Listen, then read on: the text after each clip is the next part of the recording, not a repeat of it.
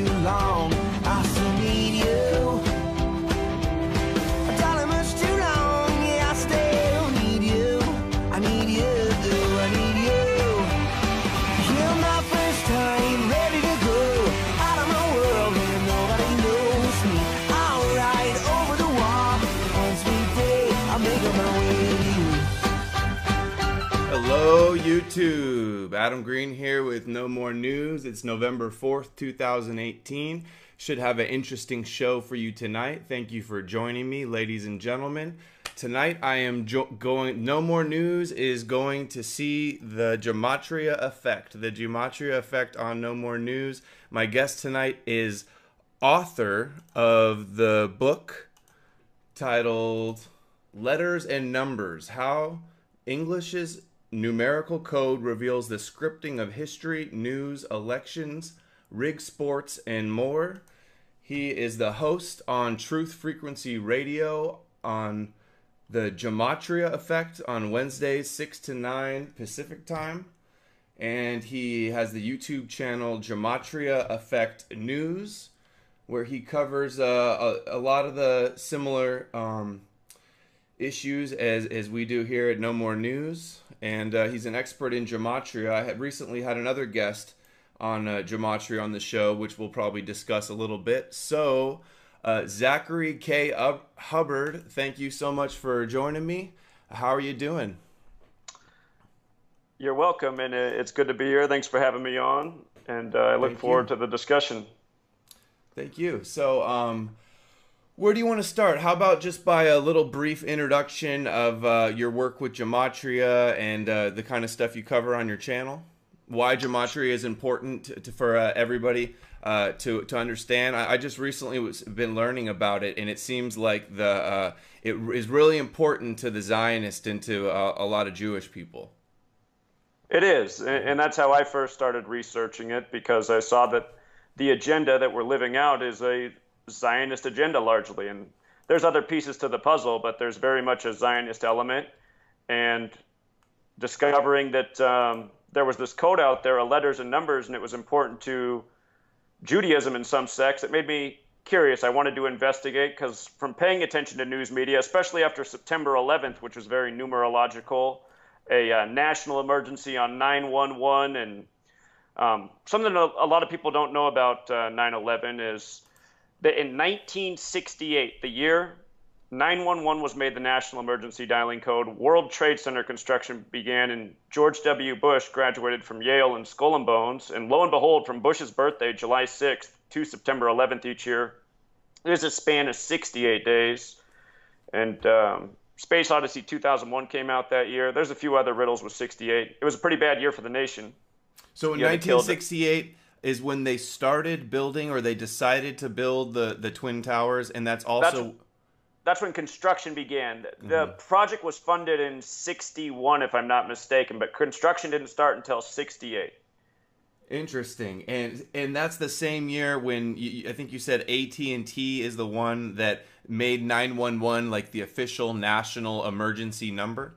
That's right. Very, very interesting. You know, recently I saw old advertisement for the Twin Towers. I think it was like the first decade they were built, and it had a plane up at the very top near it. And I've already, everybody's seen all the like the odd predictive programming type stuff surrounding 9/11, and just to see that, like the plane from the very beginning of advertisements, was a shocker to me. Absolutely, there's a lot of predictive programming for September 11th, from movies to TV shows to album covers. I'm trying to think what band did the album Breakfast in America. It's escaping my mind right now. Very popular band. Have you heard the song? Do you know who that is? I know that there was some some album covers that were pointing to a 9/11. Another one where there was actually the Twin Towers blowing up. A rap one. Okay, so the band Supertramp. It's from the year 1979. So this is 11 years after construction began on the towers. Big number there on 9/11/11. But the band Supertramp, don't put this up on your screen. Don't put this, tell people to look it up. Don't put it up on your screen, because you will get a copyright strike for it if you do. Trust me. I've been down this road multiple times. Right. Yeah, For that's some something reason, I wanted to talk about is how you've had your channels you had a large following and it was shut down earlier this year, I believe, right? I was first shut down June of 2017, and I've been shut down. I'm on channel number 18 right now. We're on number 18 here. Amazing. Wow. I'd like to hear your progression of names that you went through. But go ahead, continue on. What were we talking about? The 9/11? Were you still? Sure. So Yeah. I was just making points about 9/11 and how I got into this gematria thing. But real quick, I just want to tell your viewers out there, if they're not aware of this, look at the album cover by Supertramp, Breakfast in America, and take a mirror to that album cover and put it up against the S and the U. The way the letters are, they're behind the World Trade Center, the S and U, and the way they're showing, if you put a mirror up, because the bottoms of the letters are cut off, it ends up looking like a 9 and an 11. Or no, it's the U and the P. It's the U and the P, excuse me. It's the U and the P. I'm not looking at this right now. I'm trying to visualize it. There's the U and the P right above the World Trade Centers, and the bottom of the U's cut off. So it just looks like the lines on the U, like the World Trade Centers are an 11. Yeah, I have it. You're saying that I can't show this? Just showing this album cover will get me censored? It's happened to me twice now. So Okay. just letting you know. Well, Yeah, people twice. can look it up for themselves. Supertramp 9/11 1979, and I was able to find it. Yeah, if you put up a mirror right against that U and P, it flips around in a mirror, and it says 9/11 right above the World Trade Centers. Interesting. Not an accident. So And, there's a whole. Go ahead. Go ahead. I was gonna say there's something else I saw videos you were covering. You were covering the red heifer and like the end times Jewish prophecy, and I saw you were making a prediction that you thought that there might be some kind of event next year. Could you August tell me? 11th, 2019. Let's get to that. But Okay. So I'll tie this in with September 11th about how I got on the date of August 11th, 2019. Okay. So with regards to explaining why gematria is important, I noticed that there were all these numerical rituals in September 11th. And things like, also on September 11th, a lot of people don't know this, but Flight 77, the plane that supposedly hit the Pentagon, if you look up in the 9/11 Commission report, that plane took off at 8:20 and it crashed at 9:37 into the Pentagon. That's 77 minutes later for Flight 77.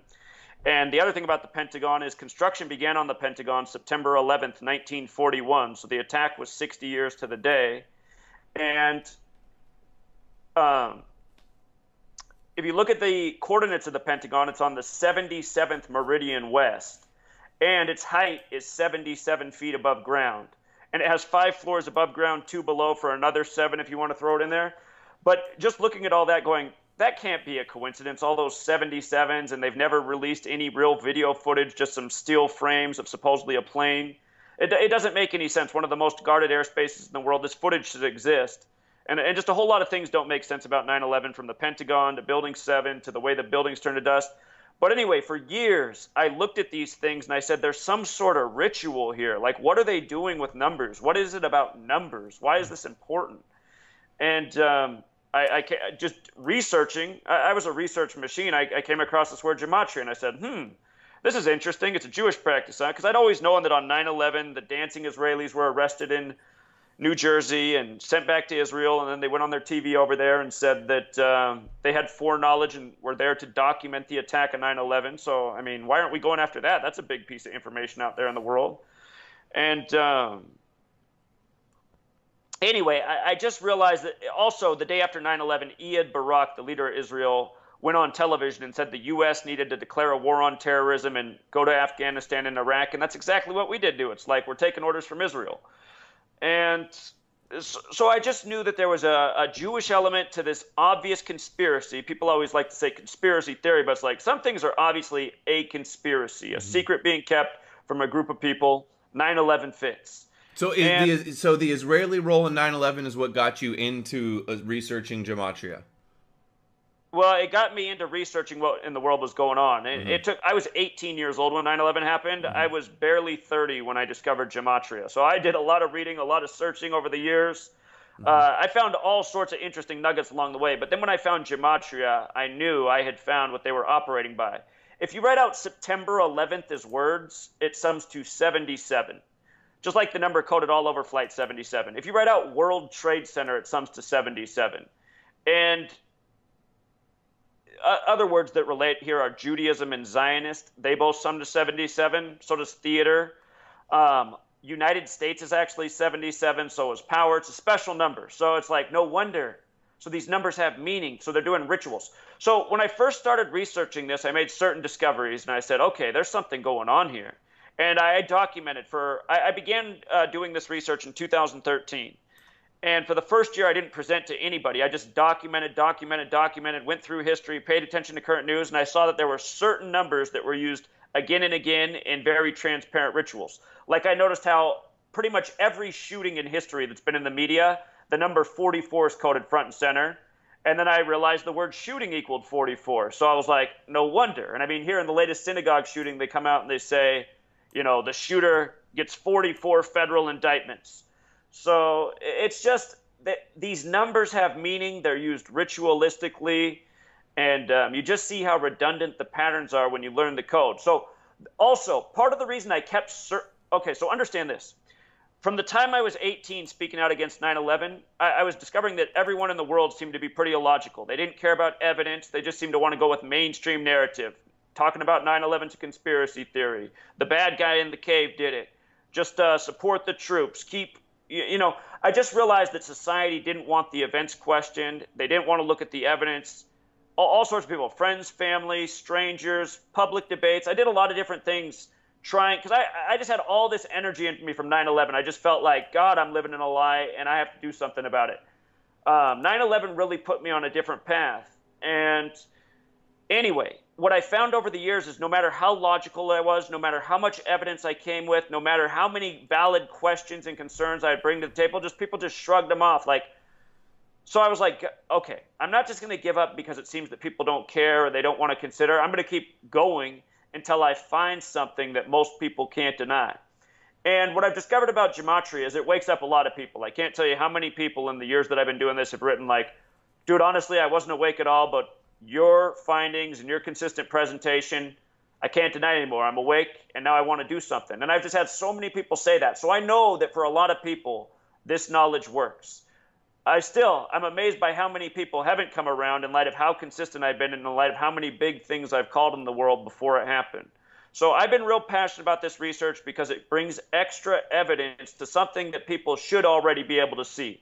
I mean, 9/11, dancing Israelis sent back to Israel, that should be a sign to most people, but most people don't care. Well, if you can show that there's a greater conspiracy and there's a real agenda and it's being done by a certain set of numbers systematically, then you can get some people to cross that line. So what is the purpose of them using these numbers like encoded in names and dates and stuff? Is this how they write their scripts that they play out, or is this like all predetermined and it's just like sacred geometry? It's all encoded in reality? Like what's the benefit of them doing this?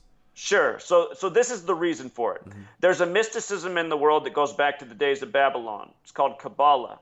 And there's a text for Kabbalah that's very important. Some say it's the most important text in Kabbalah. It's called the Book of Formation. And in the first paragraph of the Book of Formation, it says God created the world by merging the letter with the number with the word. And if you read the Bible, Genesis, God speaks the world into existence over numbered days. And God said, and God said. And lo and behold, if you learn the English code, you can see exactly how Genesis is coded. For example, in Hebrew, where this code originally comes from, the word Kabbalah sums to 137. Genesis means in the beginning. If you write out in the beginning with the English language and you use the alphabetic order, so A is 1, B is 2, C is 3, D is 4, up to Z is 26, in the beginning sums to 137, just like Kabbalah. 137 is the 33rd prime number. Prime numbers are important in this study. For people out there who forget what prime numbers are, they're the numbers that can't be divided. So only 1 and 137 divide into 137, no other numbers. So it's the 33rd prime. And if you write out Genesis, there's two primary ways to decipher. The alphabetic order, A is 1, B is 2, C is 3, up to Z is 26. The other way is using the alphabetic order but incorporating the rules of numerology. So A still 1, B still 2, C still 3. When you get to J, the 10th letter, you take the numerology of 10. So J becomes 1 plus 0 was 1. You make each letter a single digit number. So when you get to Z, the 26th letter, it's not 26, it's 2 plus 6 is 8. Manly P. Hall, the Freemason who wrote many texts and shared about certain agendas and societies in the world, he actually shared this knowledge about gematria, the alphabetic order and the rules of numerology. And he told people who read his book to investigate the cipher with the alphabetic order and rules of numerology. He said you might find a lot of things. And the thing is, Genesis, when you use that cipher, sums to 33. So in the beginning with the alphabetic order, which is what Genesis means, sums to 137, the 33rd prime. Genesis is 33. And the thing about that is, if you just write out Genesis with the alphabetic order, and just use the alphabetic order, Genesis sums to 78 instead. The 78th verse of Genesis is Genesis 3:2:2. And that is the verse about knowing good and evil and the eyes and being like God after eating from the tree of life. The 78th verse about the tree of life, which is the physical model for Kabbalah. And that synagogue shooting that just happened. That was the Tree of Life synagogue, and there's a big riddle there with the verse from Genesis 3:2:2. And when you learn this code and you see how this stuff's encoded in the Bible and then used again in these rituals, you see what they're doing. They're working by a system. They're using the Bible almost as if it's a playbook. Mass shooting has gematria of 78, like Tree of Life.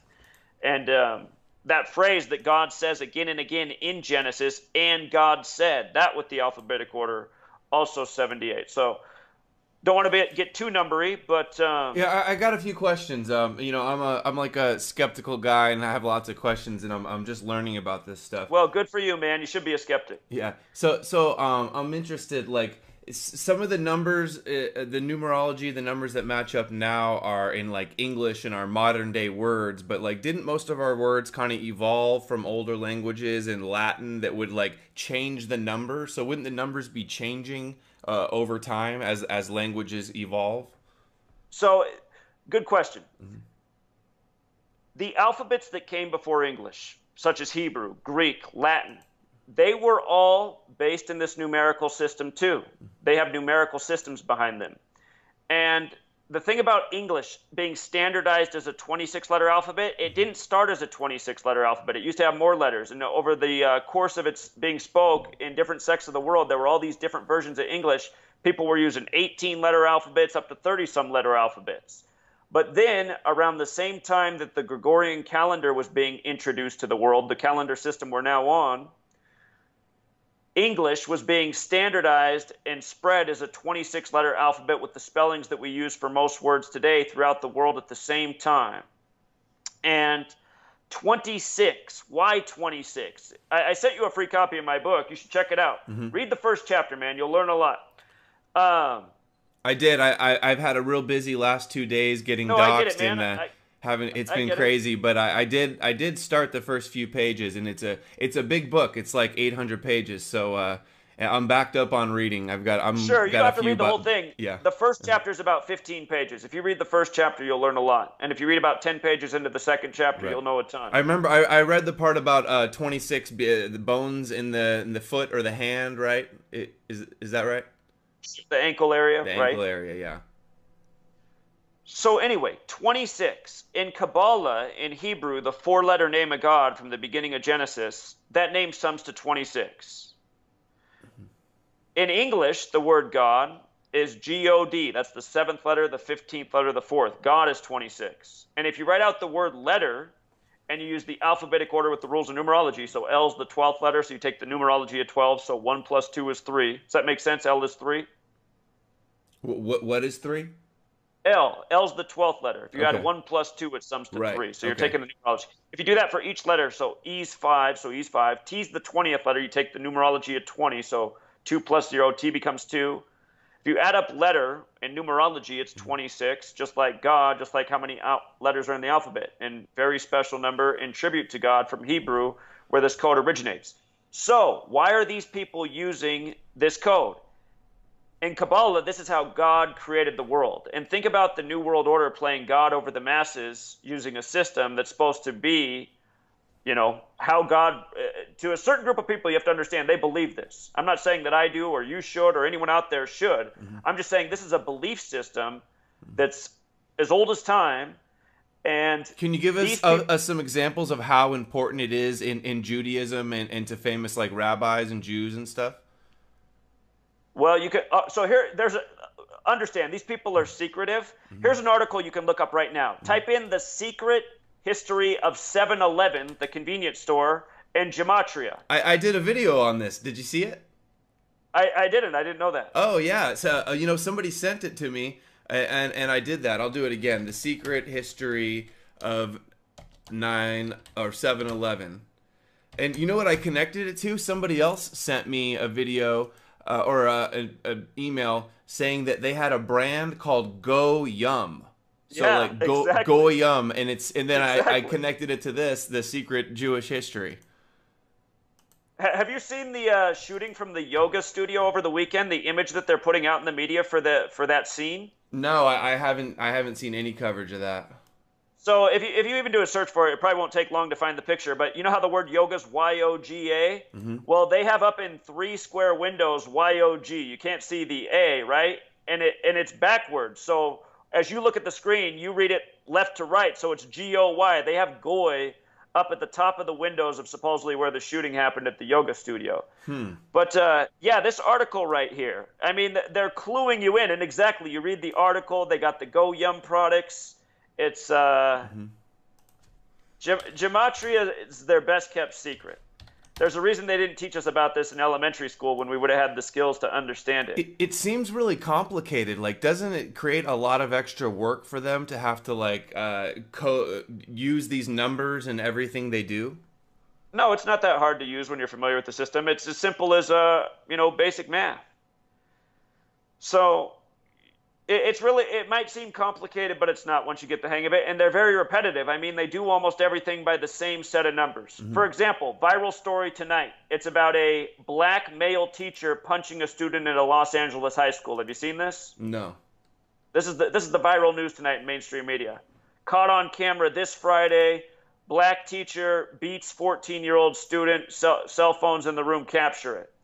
And on one hand, people should be going, well, wait a minute. All these children are getting this footage. How about all these school shootings where we never see anything? How come we got all these cameras in this story getting out viral all over the news? But something I've been educating people about for years is how the media is very religious in how they put out propaganda that's meant to make black males look bad, violent, sexual predators, et cetera, et cetera. They work by a very specific code of numbers, and they're 59 and 42. And anyway, the day that this footage was captured was this Friday, which is the day leaving 59 days left in the year. If you write out the word Negro with the alphabet, it's 59. The word slave is 59. The word blues is 59, and a whole lot more to that list. It's not an accident that Motown Records came out in 59, and it's on the 42nd parallel. The only month that sums to 42 in the calendar year is February, Black History Month. It's the awkward month that ends on the 28th day, which is the 59th day of the year. All throughout history, 59 and 42 have been coded again and again on Black history. Rodney King, who was beat in L.A. on March 3rd, 3-3. Rodney King equals 59. His supposed birthday is April 2nd, and he died in a stereotypical way of drowning, another black stereotype, that they can't swim. He died on the day that ended up becoming the anniversary of the Charleston church shooting, which was more racial propaganda, with Dylan Stormroof, the ridiculous character, who ended up in the same jail cell with the cop Michael Slaggert, I believe, who shot the black man Walter Scott in the back. All of these stories have the same numbers coded over them. And this is what I've been showing again and again. How often they do 59 and 42 together. It seems like there's kind of like a lot of numbers. Like, there's only really like 1 to 100. And there seems to be like a couple numbers in each group of 10 that are like significant. Sure. So, okay. So I just to make this clear, if you just take the alphabetic order, right? Gematria is about pairing words that have relationships and matching numerical value. If you write out English, if you write out gematria, and you just use the alphabetic order, they both sum to 74, right? This is a very special number. If you pay attention to how Jews write God, they write it G-D. G-D. G's the seventh letter, D's the fourth. There's this belief that comes from Kabbalah that it's not proper to write out God's full name. That's why you write it G-D. It's like a sign of respect to God. So you get 7-4. Gematria is supposed to be the language of God. But these people, so in Kabbalah, you're taught to learn these things to better understand how God operates. The people who are running the world are using this code, again, to play God. And it's very easy to see how systematic they are when you just observe. I've been doing this every day for 5 years straight, proving my point every single day. But this is the thing, 74, I want people to think about the odds of this.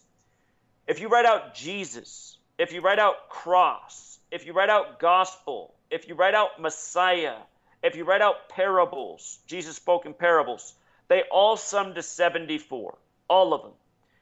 God, 7-4, Jesus, the Son of God.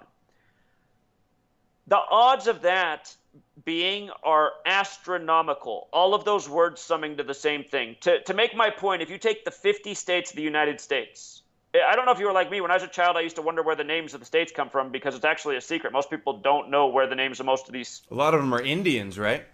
Some of them are. Yeah. All sorts of things. But people don't see the rhyme or reason or where a lot of the names came from. Out of all 50 states, only one sums to 74 using the alphabetic order. So 1 in 50. And that happens to be the 33rd state. Think about Jesus in light of that number being coded on Jesus. Jesus in 33. You know, most people understand what the connection is. So what are the odds that the 33rd state, which is Oregon, which is responsible for massive westward migration, Oregon, the 33rd state's the only that sums to 74. Now, if you took the English alphabet and you wrote out every word and you just looked for words that summed to 74 using the alphabetic order, this one very simple intuitive cipher. A is 1, B is 2, C is 3, D is 4, up to Z is 26. If you did every single word, the percentage of a word summing to 74 is around 1%, so about 1 in 100. So we just said Jesus, cross, Messiah, gospel, parables, all sum to 74, and would you agree that all of those words have a relationship? Yeah, there's similarities in the words. Yeah, they're all connected. Jesus, Messiah, gospel, cross, parables. They're all related. Jesus spoke in parables. The gospel's the story of Jesus' life. Yeah. He died on the cross. He was Messiah, at least to some. Is there programs online where you can like type in one word and then it shows you every other word that is somehow connected via a gematria connection? Well, so in the gematria databases that exist in this world, like gematrix.org, which has been up for years, what it does is it just pairs words. Like if you go to gematrix.org, which is not the best website to use, and you type in a word, it'll give you 3 numerical values. One is the alphabetic order. One is the alphabetic order times 6. So A is 6, B is 12, C is 18. And then the other cipher it'll give you is called Jewish gematria, which is based on the Latin order of the English letters, because a lot of the English letters just came straight from Latin. Pretty much all of them did. But they used to be in a different order. So Jewish gematria is using the Latin order of the English letters. For example, in Jewish gematria, Tisha B'Av sums to 911. That's to remember the destruction of the 2 temples, a lot like the 2 towers on 911. Tisha B'Av equals 911 in Jewish gematria. In Jewish gematria, false flag also sums to 156. 911 is the 156th prime number. There's a whole lot more to that, but I'm just letting you know, if you go to that website that shows that cipher, all 3 of those ciphers are relevant. Is this all stuff that you've like discovered on your own, or is this like stuff that you have found elsewhere and just like kind of collected it, in your arsenal? I mean, 95% of the stuff that I've shared, I've discovered personally. About 5% is people who learned from me and then said, "Hey, Zach, look at this great discovery I made." And I said, "Wow, that's awesome, man. I never noticed that before." So, probably 1 out of 20 things that I've revealed to the world is actually somebody who learned from me and then brought back another important additional find. And some of those people have been young people like in the high school system who followed me for years, which is really cool. So is this a way that they use to like secretly decode the Talmud and the Kabbalah and the Bible and even the New Testament and everything? So have you put out like analysis of secrets decoded in the Bible? What's a cool one you could share with us? Sure. So there's just so many cool things in the Bible. I started to tell you at the beginning about, the tribute to Kabbalah within Genesis and why the 78th verse is about the tree of life, the physical model from Kabbalah. But a lot of people listening are probably Christian and they're familiar with the New Testament. Have you read the beginning of Matthew? I don't know what the beginning of Matthew is off the top of my head, but maybe it's a story I've heard before. I grew up going to church and did pretty well in Bible school as a kid. Okay, so if you open to Matthew 1:1, you'll see that there's 42 names in a row. 42 names in a row, right? And is that all the lineages of Noah? To Jesus. To Jesus. Yep, okay. up to Jesus. Later in Luke, there's a different lineage, which is 77. And both numbers are interesting. We already talked a bit about 77. The word Christ is 77, so there's a different lineage in Luke. But if you go to the beginning of Matthew 1:1, it begins with how Jesus, the 42 generations up to Jesus. Those are footnotes that you're looking at. You need the actual verses. Whoops. So just like search Matthew 1, and then we should be able to just search look at the opening paragraph and just look at all the names. All right. New International Version, King James Version, it won't matter. Okay. So this is the genealogy to Jesus. So this is a genealogy of Jesus the Messiah, the son of David, the son of Abraham. Abraham was the father of Isaac. Isaac, the father of Jacob. There ends up being 42 generations there, right? This is the beginning of the New Testament. If you write out the word new with the alphabetic order, N is 14, E is 5, W is 23. 14 plus 5 plus 23 is 42, right? If you write out New Testament and you take the alphabetic order with the rules of numerology, New Testament is 42. 42 generations to Jesus. What I teach people, when I began this research, I taught two ciphers because they were the two I learned from Manly P. Hall's book, The Secret Teachings of All Ages. He reveals the alphabetic order and the alphabetic order with rules of numerology, and I was able to. Is that where you got Truth Seekers? I saw when I brought him up, it said something Truth Seeker he was affiliated with, and that's. So what's funny is he does use that phrase, but that's not where I got that from. Where I got Truth Seeker from is a radio host out of Georgia that I listened to when I was a teenager, named Mike Malloy. That's what he says at the beginning of all of his. That's one of my friends growing up was named that, but he's not on the radio though. Yeah, Mike Malloy's about 40 years older than us, but that was his line, and I like that. So I stuck with it. I like the Truth Seeker. Okay, so here's another question. Do like linguistic experts, like PhDs and professors and like language people, what do they say about gematria? Do they dismiss it as conspiracy, or what's their take on it?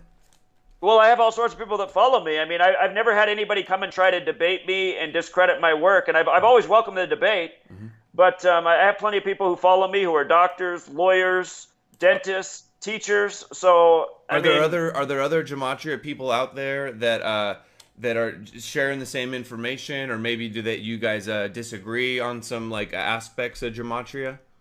Sure, yeah, absolutely. So if you go to gematrinator.com, there's a man named Derek. He has a channel, Gematrinator85. He found my work, I think, about 2 years ago. Maybe it's been more than 2 years. I've lost track of time. I've been doing this nonstop since 2013. But he came across one of my videos showing how sports is rigged. And at first he thought it was a joke. So he set out to disprove me. But then he realized that, wait a minute, he's right. And he got so passionate about it, he ended up building this website that's really helped revolutionize the research. It's made it, when you had Marty Leeds on, he was making fun of that website. Of the sports website? No, gematrinator.com. That's the Gematria calculator website. Mm-hmm. So what does he say? What did he say was wrong with it? The way it adds up is wrong, or I feel like. What did Marty say is wrong with it? Yeah, I remember I asked him because somebody at one point put a bunch of my names in a gematria, and that they were like making connections, and he said that he didn't disagree with that, and that some people like kind of overdo the association some, but I don't remember. Here, go to the website, and I'll show you what Marty Leeds is saying. Okay, is this it? No, you have to go to so it's oh, that's it. So click the tools there where it says that's the website. Go to tools and then calculator. Okay, so Marty Leeds says that none of these ciphers are real, which is comical because Marty Leeds was. So there's books out there people can look up. There's a book called The Divine Triangle by Faith Giovanni. Faith Giovanni. And she introduces that dark blue cipher that you see on the screen. She wrote an entire book about that cipher. And it's probably, I haven't read it for a while, it's probably about 150, 170 pages long. In that book, she reveals that there's over 100 ciphers in use in the English language. The cipher that she introduced, the dark blue one, is the same one that Manly P. Hall said is the cipher people should get to know. The dark green cipher, that one you're pointing, that's the one. It's also known as Pythagorean gematria because it just recognizes the numbers 1 through 9, which Pythagoras said were so important. Pythagoras was supposedly into this study big time, and the Freemasons are very much into Pythagoras. So just out of all those ciphers on the screen, from left to right, the dark green cipher is the alphabetic order. So no more news where it says 175. That's the alphabetic order. The dark blue cipher is the alphabetic order with the rules of numerology. The reverse alphabetic order is just making Z1 and counting back to A is 26, just going in reverse. And the cipher to the right is the reverse alphabetic order with the rules of numerology. Do me a favor. Type in new real quick. N-E-W. So with the alphabetic order, new's 42. Now type in New Testament. 42. So those are your two ciphers that are recommended by the Freemason who put a little bit of this out there. Type in the word Freemason. I'm sure you've heard about 42 before, right? If you would ask me, is that a significant number, I wouldn't have said yes, but I think you may have said it earlier today, right? A lot of people know a lot about 42. It's a curious number in the world. In The Hitchhiker's Guide to the Galaxy, the movie, there's a computer called Deep Thought. Type in Deep Thought. This computer in the movie comes up with this phrase that 42 is the meaning of all of life. You see how Deep Thought's 42 when you flip the alphabetic order around? There's a whole lot of 42 coded into that film. Now, the joke is math. Type in the word math. With the alphabetic order, math is 42. And notice the 66 as well when you flip around the alphabetic order. Type in New Testament again and look at the values. And think about how the New Testament begins with Matthew. The 66th book of the Bible is the end of the New Testament. The New Testament begins with the 42 generations to Jesus. It ends with the 66th book. And the thing about the 66th book is, okay, type in the word Revelation, and then I'll make this point. Type in Revelation. You see how Revelation sums to 121 with the alphabetic order? Yes. That number has a square root of 11, right? A square root of 11. If you add 1 through 11 together, it sums to 66, like how Revelation's the 66th book of the Bible, like how 11's the master number. Part of the meaning of 11 being the master number comes from Kabbalah and the Tree of Life. We just had the Tree of Life shooting with 11 killed. There's Sephiroth on the Tree of Life. The hidden and most sacred is the 11th. The Bible has everything to do with the old world ancient mystery religions, including Kabbalah. Notice also how Revelation's 49, and what we're told is the most pure cipher by multiple authors. The square root of 49 is 7, and if you've ever read Revelation, it's full of 7. 7 seals, 7 trumpets, 7-headed beast, and on and on and on. So who do you think wrote the Bible and coded all this? And didn't it used to be, it was originally written in another language, so how would all these numbers be able to translate over so perfectly when, like, Hebrew is nothing near English? Okay, so there's a lot of overlap with the values of Hebrew words and English words. The Old Testament, the Jewish portion of the Bible, is written in Hebrew and Aramaic, and both of those alphabets were letters and numbers. They were counting systems as well as used for language and spoken words. So the same thing is true in Aramaic. The same thing is true in Greek. The Greeks wrote the New Testament. The Greeks wrote the Christian section of the Bible. And the Greeks practiced something called isopsephy, which is the same thing as gematria, the practice of coding numbers into words. And if you study the Greeks and isopsephy, this was just part of their culture, writing these numerical rituals. Revelation 13:18, which is about calculating the number of the beast, 666.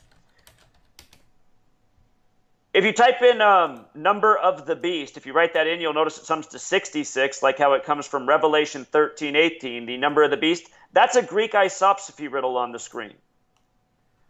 Here is wisdom. Let him that hath understanding count the number of the beast, for it is the number of a man, and his number is 666. Right. Yeah, I'm sure you've heard that before, right? So hold on. Where's my? Oh yeah, I've heard of the 666. So what if we do like devil?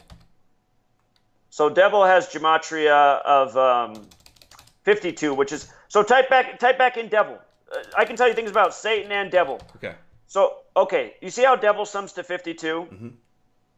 Type in the word Kabbalah, and this is how you spell Kabbalah: Kabbalah.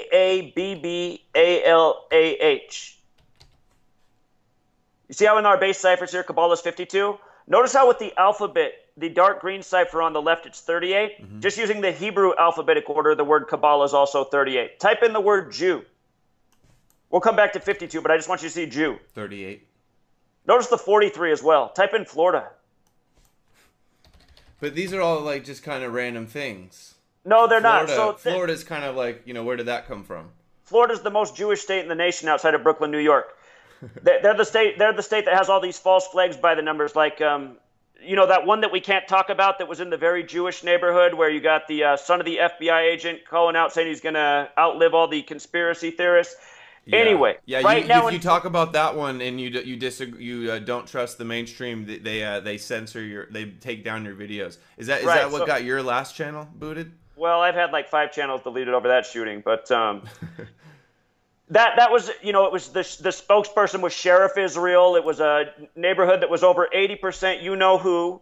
So anyway, right now in your yoga shooting, they have the word Goy on the screen. Now, here's what I want you to think about with Florida. So we were talking about 52. I don't mean to jump around too much, but about Florida and 43, type in Yale for me. Type in Yale. So for people who are alive, George W. Bush, the 43rd president who went to Yale Skull and Bones, the election came down to Florida, which equals 43, where his brother Jeb was the 43rd governor and where his father was the 43rd. Jeb isn't 43, though.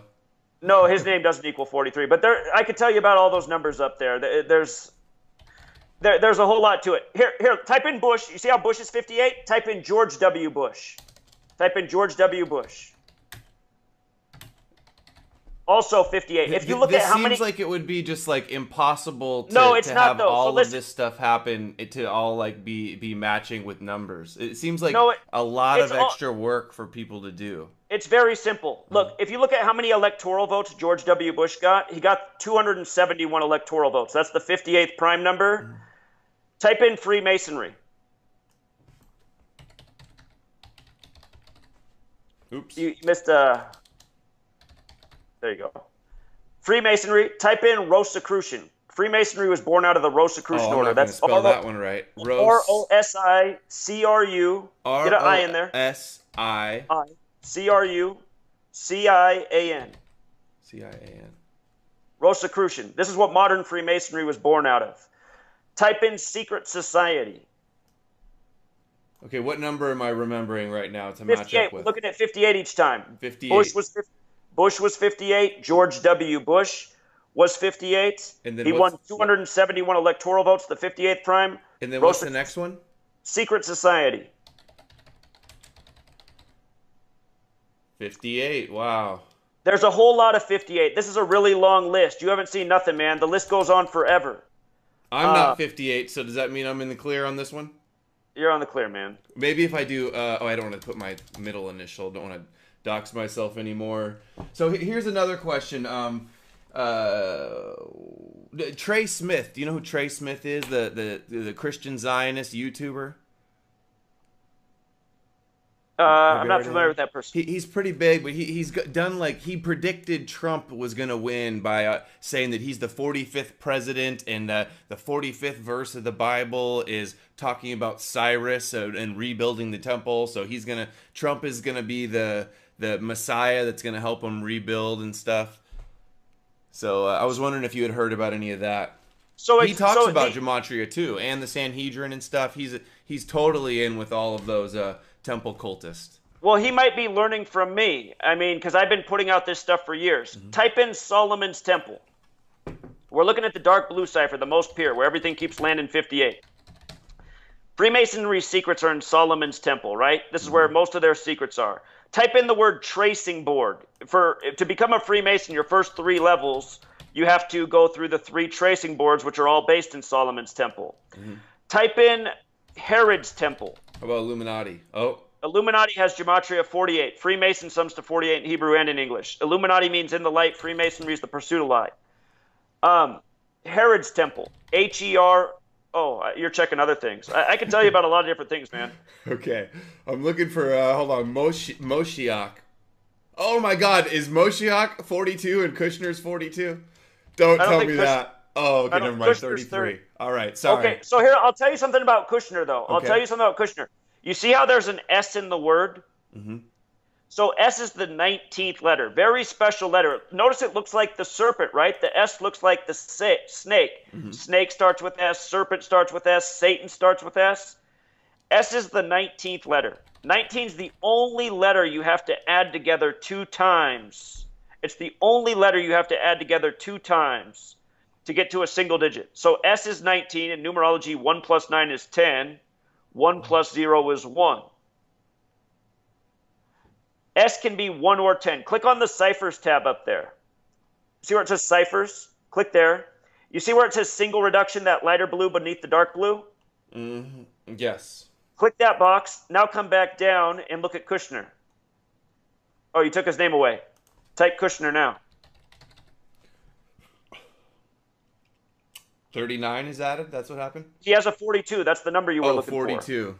I know, but Yeah. it's like if there's so many different ciphers, it's like you're. But this is if based you on look the rules of long enough, numerology. you'll eventually find something. You know that's what the naysayers are easily going to say when they look at stuff like this. So we just covered how Freemasonry, Secret Society, Solomon's Temple. If you type in Herod's Temple, it's 58. If you type in Third Temple, it's 58. Herod's Temple, 58. If you type in Third Temple, no, not like that. Oh. Write the word third. No abbreviations in gematria. Got it. It won't make a difference. 58. Oh, that one. Third Temple. Yeah. This year, Tisha B'Av upcoming, August 11th, 2019, from Trump's birthday, who's the winner of the 58th U.S. presidential election, who announced he was running from the 58-story Trump Tower, who hired the 58-year-old Steve Ray for Inauguration Day, who has his head right now on the side of a coin, a shekel. Get rid of that cipher that we just put up with the single reduction, so you just have 4 up there. Type in the word shekel. The shekel for Trump with the Third Temple went on sale on the 102nd day of the year. The 102nd day of the year, April 12th, that shekel went on sale. Trump's face, King Cyrus's face, to raise money for the Third Temple. Mm-hmm. From Trump's birthday next year to August 11th, 2019, the day of Tisha B'Av, to remember the destruction of the 2 temples, is 58 days later. And August 11th, 2019 will be a date with 58 numerology. 8 plus 11 plus 20 plus 19. 58. Trump's done so many rituals in accordance with this number. Very special number to this gang. And a lot of Masonry's rituals conducted around this number. Again, it's not an accident that Trump announced he was running for the 58th U.S. presidential election. Go back. I want to show you something about this real quick. Okay. I was getting the guy in my video that said 58. Oh, okay. Hold on. Okay. Type in what happened in the line and notice the 58. And as I explain this, Trump announced he was running from the 58-story Trump Tower. He hired the 58-year-old for Steve Ray for Inauguration Day. It was the 58th Who is Steve Ray? I don't know who Steve Ray is. Steve Ray was a baseball announcer in Washington, D.C. It was a big deal because the same man had done the inauguration going back decades, and he was ready to do it, and Trump got rid of him, and they had a story in the media about how the guy was depressed because he was looking forward. It's the big thing in his life. He's an older man. He loves doing the inaugurations. Trump wanted to get rid of him for the 58-year-old Steve Ray. And around that same time, Hillary put out her book about why she lost the election called What Happened. And it's not an accident that sums to 58. You don't think it was just her trying to explain why she lost? Like, what happened? No, the whole thing is a rigged joke. I have a video from February 2016 about why it makes the most sense for Donald Trump to be the next president in light of what's going on in the world. Is it because he's the one that's going to help them rebuild the temple, is what I thought. Sure, and he's the order out of chaos right candidate. Freemasonry, they have a motto, order Ordo ab Chao, which means order out of chaos. You know, he creates chaos. He's a divisive person. He's unapologetic. He pisses people off. Some people love him. He's got the nation polarized, and that's not by accident. And, you know, Trump became the magnet of the media in 2015 when he announced he was running. I mean, the camera never came off him. If a big thing happened in the world, we heard from Donald Trump on all the mainstream media outlets before we even heard from the sitting president. And that's not an accident. So, look, we're skipping around a bit. There's a lot more I could have showed you about numbers 52 and 58 in regards to Freemasonry and the history of Washington, D.C. Go back to the cipher. I want to show you something about Donald Trump. You can look this up. It's all a fact. Donald Trump's GOP convention began July 18th, 2016 in Cleveland, Ohio. And what I pointed out before it even happened is that from that day to Inauguration Day, January 20th, 2017, was a span of 187 days. And July 18th can be written 18/7. Type in the name George Washington. This is like I'm getting put on the spot here. Is that how you spell George? Yep. That's right. That's right. George Washington. You see how it's 187? This number. Just delete the George and write Washington, D.C. Try Washington, D.C. 137. See the 187 when you flip the alphabetic order around? The 137 is important too because that's the 33rd prime. Federal's 33, Masonry's 33, Secrecy's 33, Order's 33, all in that dark blue cipher. Morals and Dogma, which has a statue in D.C., the Masonic Bible that says all thanks. Type in Morals and Dogma. That's a statue of Albert Pike in D.C. He's holding his book, Morals and Dogma. It's 137 too. In that book, it says Freemasonry owes all thanks to Kabbalah. Remember, in Hebrew, Kabbalah sums to 137. Type in the beginning. Didn't Pike write in Morals and Dogma that Freemasonry is based upon the rituals of the Kabbalah? That's right. Yeah. That's right. And Kabbalah is 137 in Hebrew. Very special number. Again, if on Gematria, if you click a number, so if you click that 137 on the screen, it'll pull up a smaller window, and it'll tell you if it's prime. Yes, it's the 33rd. If you go back to that calculator and type in Masonry, Secrecy, Order, Federal, you'll see that they all sum to 33 in our dark blue cipher, our most primary, just like how Genesis is 33 in that cipher, and in the beginning, which means Genesis, is 137 using the alphabetic order. So these are the two ciphers I studied forever, just these two, and I saw how many meaningful observations there were. Here, let's do the ones that you did the other day. I want to show those people those ones. Because I'll tell you right now, I know 100% it's a coincidence, but let's show this connection that we found. Right, what was it? No more news? Okay, no more news. 58? Right. Right, this is the most important one, you said, Manly P. Hall? Right. And my GDL. Well, that's a 58. reverse, though. Right. That's a reverse, okay. And then the other one was handsome. Check it out, guys. So handsome truth and no more news both equal 58. This is what Zach discovered the other day. So when I saw you do this, it gave me the creeps. I was like, oh my god. But well, isn't it strange though that you went to Jerusalem and the best artifact that you have is interviewing a shopkeeper, and right in the beginning he says he's 58 years old. Yeah, here, let's show that. Oops, that's not what I want.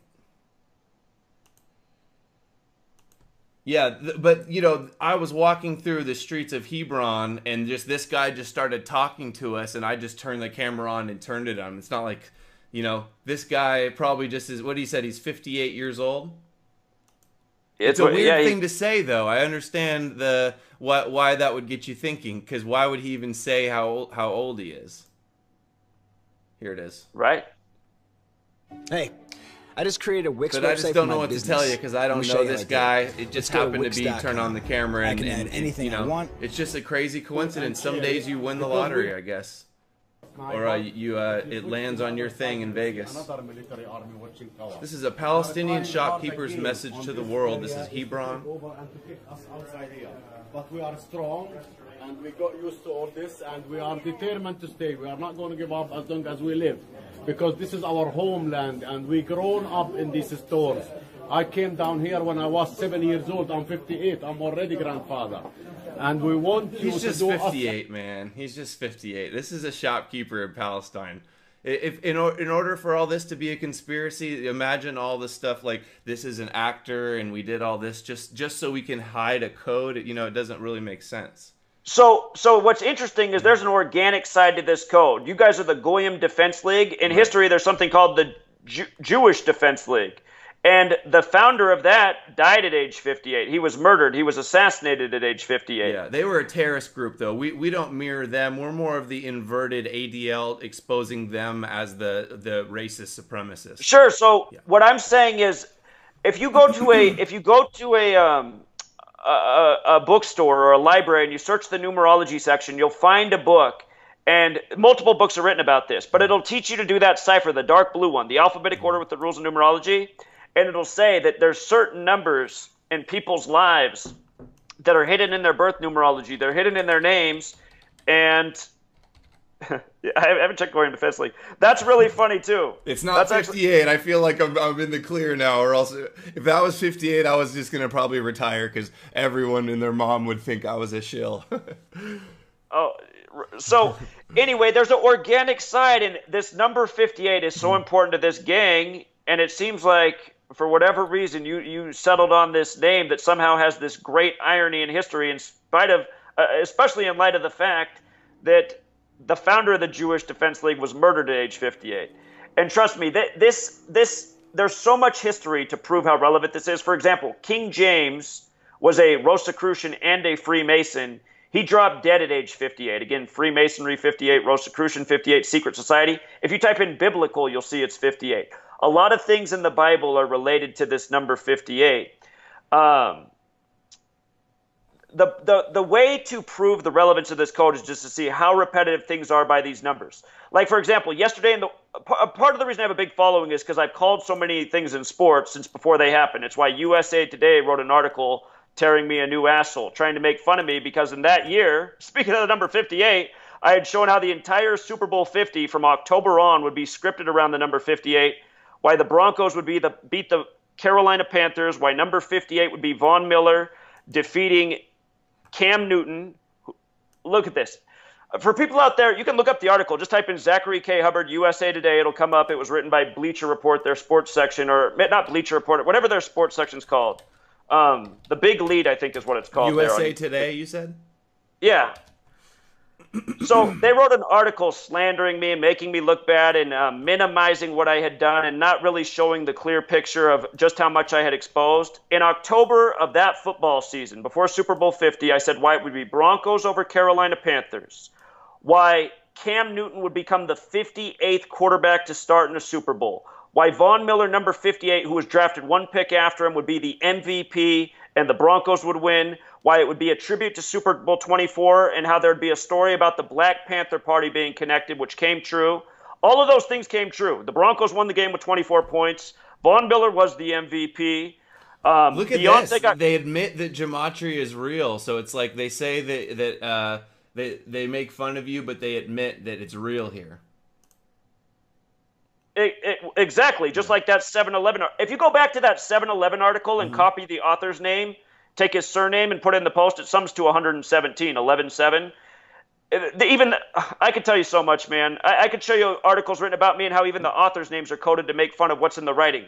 If you go to the bottom of this article, the last paragraph links The Simpsons. It's The Simpsons episode. My videos used to be here, but because this channel is deleted, none of these videos exist. It was nice that they featured my work. It helped me get a lot more following. I bet. But the last paragraph has a link to The Simpsons, their song that was nominated for a Grammy about the stonecutters, which are, alluding to the Freemasons. And he was making fun of me because I'm showing how Freemasonry is responsible for the coding behind American sports. And if you research all the American sports, they're credited to Freemasons. And again, this code of letters and numbers is Masonic because it comes from Kabbalah. So is this every game in professional sports is rigged with this final score? Or so anybody who doubts that right now, you can go sign up for my Patreon page. And I'll tell everybody about my Patreon. If you sign up for it, you don't get billed till the first of the month. So you could hang around through the whole month. You could watch my sports picks. And if you could cancel before the first, you won't get charged a single dollar. I promise you that's true. But you can go watch the picks I did yesterday. I had my worst week actually this year, which wasn't so bad. But one pick I said I guarantee is going to happen is Drew Brees will beat the Rams today. It'll be the first win against the Rams, just like it was in 2001. The first team they lost to was the Saints. And the reason I knew that the Saints would win was because of the numbers 45 and 9. And lo and behold, the Saints won with 45 points. And I do this week after week after week after week. The obvious question would be, you must be making a fortune in gambling and like a fantasy football king if you're able to decode the scores. Well, I'm in Washington State, which has the most online restrictions against gambling. I'm under the watchful eye. I've had the state audit department come to my house. I've been arrested in my own front yard. I've had the FBI come to my house. So what I do is I put out the knowledge and charge it. Why did the FBI come to your house? What was their problem? So on August 21st of this year, the FBI came to my house and falsely accused me of saying, I don't even want to say it out loud because they could. The false accusation was that somewhere online I had been captured saying, let's get our guns and kill the Jews. And I laughed when the FBI came into my house and told me that because I said, I've never said that. And they said, oh, he had his phone on him. He goes, oh, I got it right here on my phone. And I said, okay, let's hear it. So he starts tinkering around with his phone. And he did show me that he was an FBI agent and left his business card. And I actually have a video calling up the FBI station to make sure that he was a real FBI agent. But he starts tinkering around in his phone. He's like, oh, I thought I had it here. He's like, hold on, it's on this website. So then he goes to this website. He's like, oh, I thought I had that website. I was like, so you're coming to my house. You're accusing me of saying, let's get our guns and kill the Jews. And you have no evidence that I said that. He goes, well, I have it. I thought it was on here. And he goes, I can go back to the office and get it and come back. I said, you don't need to come back. I said, if you find the audio clip, you can send it to me. So later that day, hours later, he sends me an email, and it was a link of me speaking online for about 15 minutes, and nowhere in the clip did I say anything like that. I didn't say, let's get our guns. Mm-hmm. I didn't say, let's kill anybody. I didn't say, let's kill the Jews. None of those statements were made. And it just seemed that it was just the FBI, the latest. And keep in mind, this just happened right after I reestablished my YouTube channel. I took after getting channel number 17 deleted and not being able to start a new channel because I needed a new phone line and seemingly a new IP address, I took a break. I came back in July under a new IP, under a new account name. That's what my latest channels, these got started mid-July. And shortly after that, I had the FBI knocking on my door, falsely accusing me of that. So... interesting. Well, I played college basketball. I've showed off some of my highlights on the video before. I don't know if you've seen them, but it's hard for me to imagine that all of these athletes that just have the biggest egos in the world and care so much about, their status and how much money they're making, how well they play. I can't imagine all of these athletes it even being possible for them to have a predetermined coded outcome for the Super Bowl or something. You can't control them making the free throw at the end of the game. Yeah, you can. Absolutely. My followers are aware of it because now they laugh. Now they can tell when they're intentionally missing the free throw to stay at the point. Okay, you can intentionally miss, but what if you're down one and the score? Technology. They're using technology in these games to ensure outcomes. Have you seen this Globetrotter Bull Bullard, what he's done the last 2 years in August? No. What is last year on his first try, he made a basketball from on his first shot, he made it from hundreds of feet up in the air out of a helicopter. As a basketball player, I'm a basketball player too. Do you think you could nail the shot the first time out of the helicopter hundreds of feet above the basket? No, I've seen on YouTube people trying crazy trick shots, but they usually try a million times. Exactly. So imagine doing it the first time from a helicopter. This year, his trick was one up. This year, he was in a small Cessna plane doing a low flyover on a runway, and from, 40, 50 feet above, flying out of a plane, he shoots it and drains the ball the first try. Well, that could be a magic trick, but you're saying that that there's some type of technology that's like a tractor beam having a basketball go through the basketball net at the end of the game if they need it. I just can't imagine how this works. Some sort of technology. I don't know if it's advanced magnetics. I don't know if it's drone technology. They're using something to ensure outcomes. I can't tell you how many times I've called the score of a game before it happened, college and pro. Too many. I tell people, it's not that just that I'm picking the games right. I'm telling people what the numbers are. So last night, like LeBron James, I told people, last night I won a bunch of people. I win people money every single day in the world of sports. I gave people 2 solid picks. If you took the parlay, it would quadruple your money. I said why the Pacers would win, why the Lakers would win. And they won by the numbers that I talked about before the game. For example, let's just talk about LeBron James. I won people tens of thousands of dollars in the 2016 NBA Finals. You don't know how much money I've won for people, man. Tons. Because I've guaranteed so many things. I won't always guarantee in sports, but sometimes I will guarantee when I can see the riddle very clearly. And if you follow my work, I mean, people who are on my Patreon, I'll say, like, I'd stay away from this game because this narrative's floating here. This game I really like. Like, I really like the Saints because of 45-9 today. The Saints won with 45 points. Not an accident.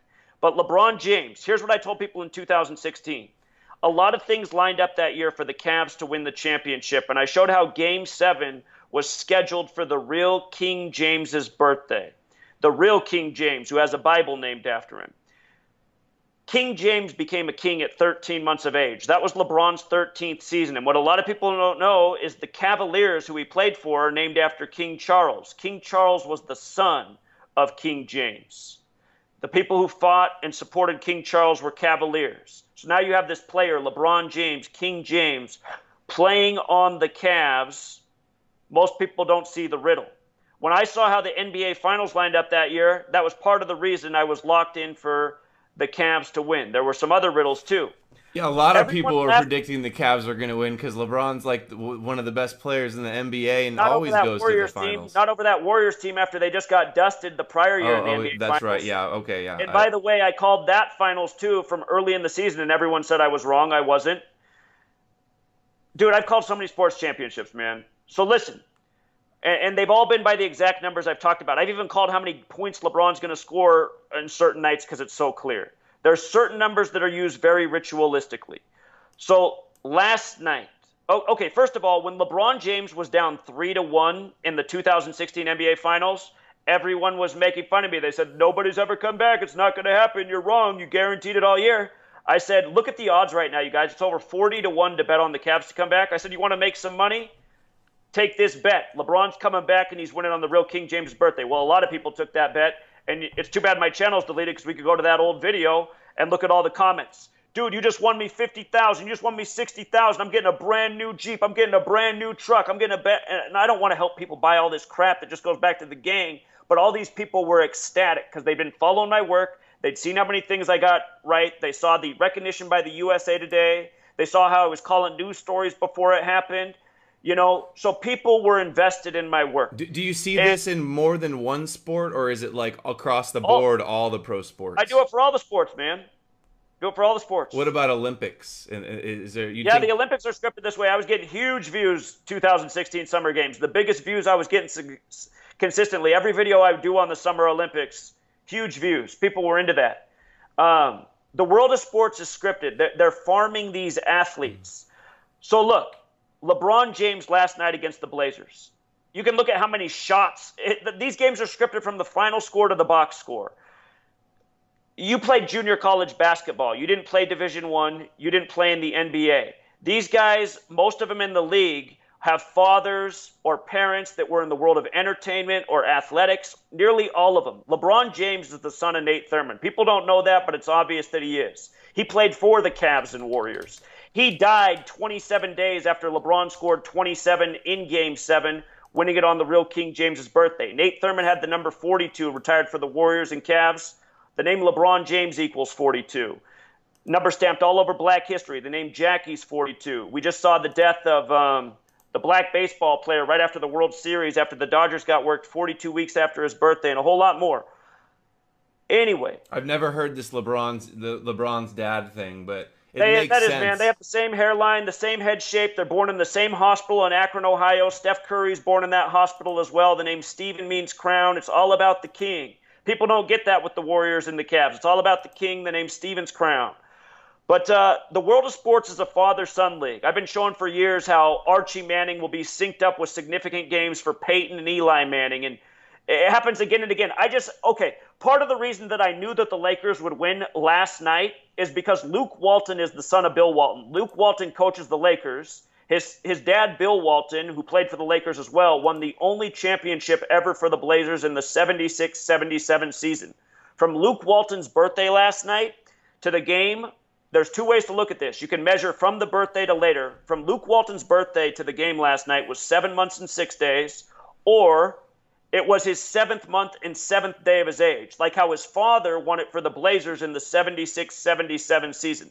The name Walton in gematria equals 77. The Blazers also beat the 76ers in the 76-77 season.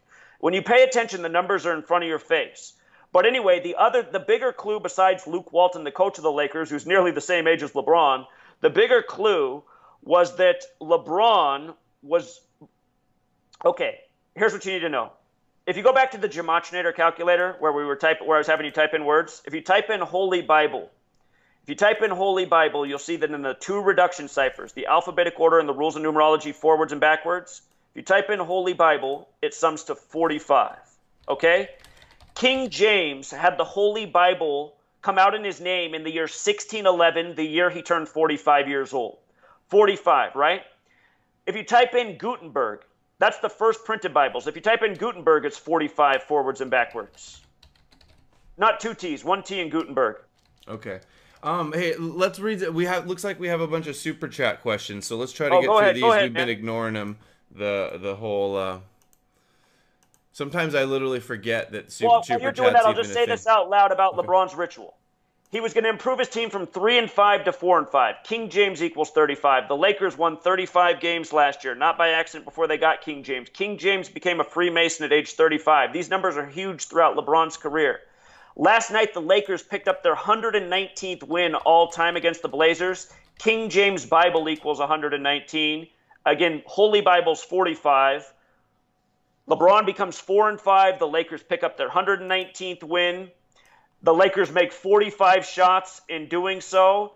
That game was on the day leaving 58 days left in the year, a span of 58 days from LeBron's birthday. King James died at age 58. Again, Freemasonry's 58, Secret Society's 58, Rosicrucian's 58.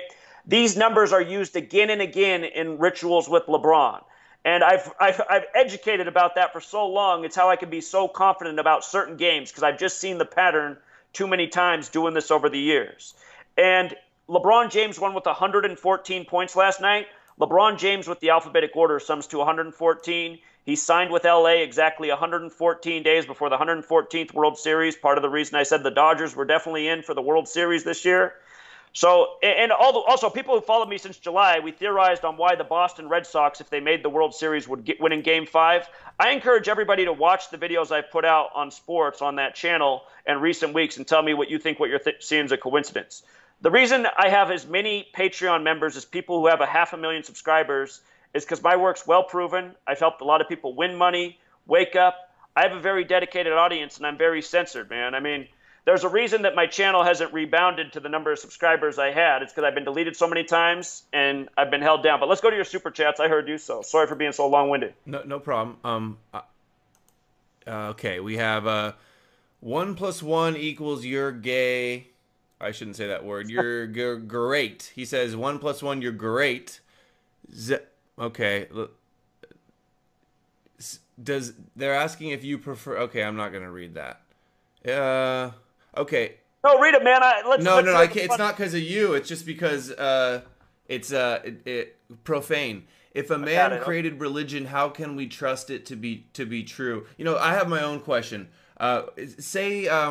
Do these numbers, are they all like coded? Like, did somebody sit there and go, I'm gonna create this word and this thing, and then we're gonna connect this date to it? Is this all planned, or is this just like naturally flowing and like through like the numbers of the universe and like So there's two answers to that. Yeah. There's a natural organic side, absolutely, and I think that might be what it is for you and Handsome Truth and this GDL thing. Somehow there's already this number associated in the world with the Jewish Defense League. And here you are, the counter to that. This whole study is dualistic. If you write out the word 2 with the alphabetic order is 58. It's a very special number. So it's interesting how it's coded into you guys, and you guys are doing a very special thing. More people in the world need to step up and speak against Zionism. So we've observed all of these organic things, but what becomes obvious is the way the code's manipulated in the media to contrive propaganda. This year, there was a stand your ground case out of Florida. Supposedly, a black man shoved a white guy, walked away, and then the white guy came up behind him and shot him in the back and killed him. And the guy who was killed was called Gaston McLaughlin, right? Gaston McLaughlin. Or no, it wasn't Gaston McLaughlin. Gaston Glock is who established Glock handguns. The shooting of this McLaughlin in Florida, I can't remember his full name, but this shooting of McLaughlin was on the actual Gaston Glock's birthday. And if you look at the bizarre name of the man who was shot, whatever his name was, McLaughlin, the way they spelled it has the exact same gematria as stand your ground in multiple ciphers. When we were looking at the base 4 gematria calculator, if you type in words that have relationships, a lot of times they'll have overlap in multiple ciphers. Like witch and broom are the same in all 4 ciphers. Judge and gavel, the same in all 4 ciphers. Glory and power, the same in all 4 ciphers, plus a lot of other things. But they made this name, Gaston, or whatever McLaughlin, on Gaston Glock's birthday that this news supposedly happened, with all the same numbers as stand your ground, which is what the whole story was about. And then right after that, they had a story of a sheriff, or I forget what it was. Somebody got pulled over, and it was another stand your ground thing, and the driver, maybe the driver was an Uber driver, and he shot and killed this guy who came up to his window. And they talked about how that guy had been in some sort of police academy training recently. Anyway, that whole story, the names they contrived, it had all the same gematria as stand your ground. And I don't know why I'm even going back months to make this point. That's a really good example to look at, probably, is why that came to mind. But every single day when you know this code, you see how they contrive these names and they make these numbers and these stories match up. And again, gematria is this Jewish practice about coding numbers and words that have equal value and names that are words that are associated. It's in tribute to how God's supposed to operate. I mean, wouldn't you agree that the New World Order is trying to play God over the masses? Yes, I would. Are you aware of the headline? They think they're essentially like gods, the chosen ones, and we're subhuman. So here's something to think about. They're ruling the world with a lie. In Revelation, it names the synagogue of Satan the false Jews who lie. Think about the word lie in light of the word God. They're both 3-letter words, and they both sum to 26, this number that's associated with God, and here we are living in this world of lies. These are the things I first started to look at when gematria came across my plate. It's easy to decode 3-letter words. And okay, here let's do a few, get through these super chats, because I gotta read them or else people will stop sending them in. They say Ryan says this guy sounds like a delusional shill. Laugh out loud. Ryan again says this guy points out coincidences where none exist. You want to respond to that? You must get that a lot. That there's just like you're cherry picking connections and dismissing the stuff that doesn't match up. What's your response to that? I don't think so. Anyone who follows me and watches me do the real-time decodes, it's so redundant. We just look at a word and it's like, what do you know? Same numbers that we're always looking at. These are all from a guy named Ryan. So just to be clear, this one's from Ryan also. A lot of pro Zachary shills in the chat, and he also says he's talking to another chatter. Lycador, you have no videos. You just shared Europa Last Battle video that I agree with. Dokes says, just sent me some money on PayPal, GDL for life. Thank you, Dokes. Okay, somebody says, David Cole, Fred Luker. All right. I'm looking for a good question here.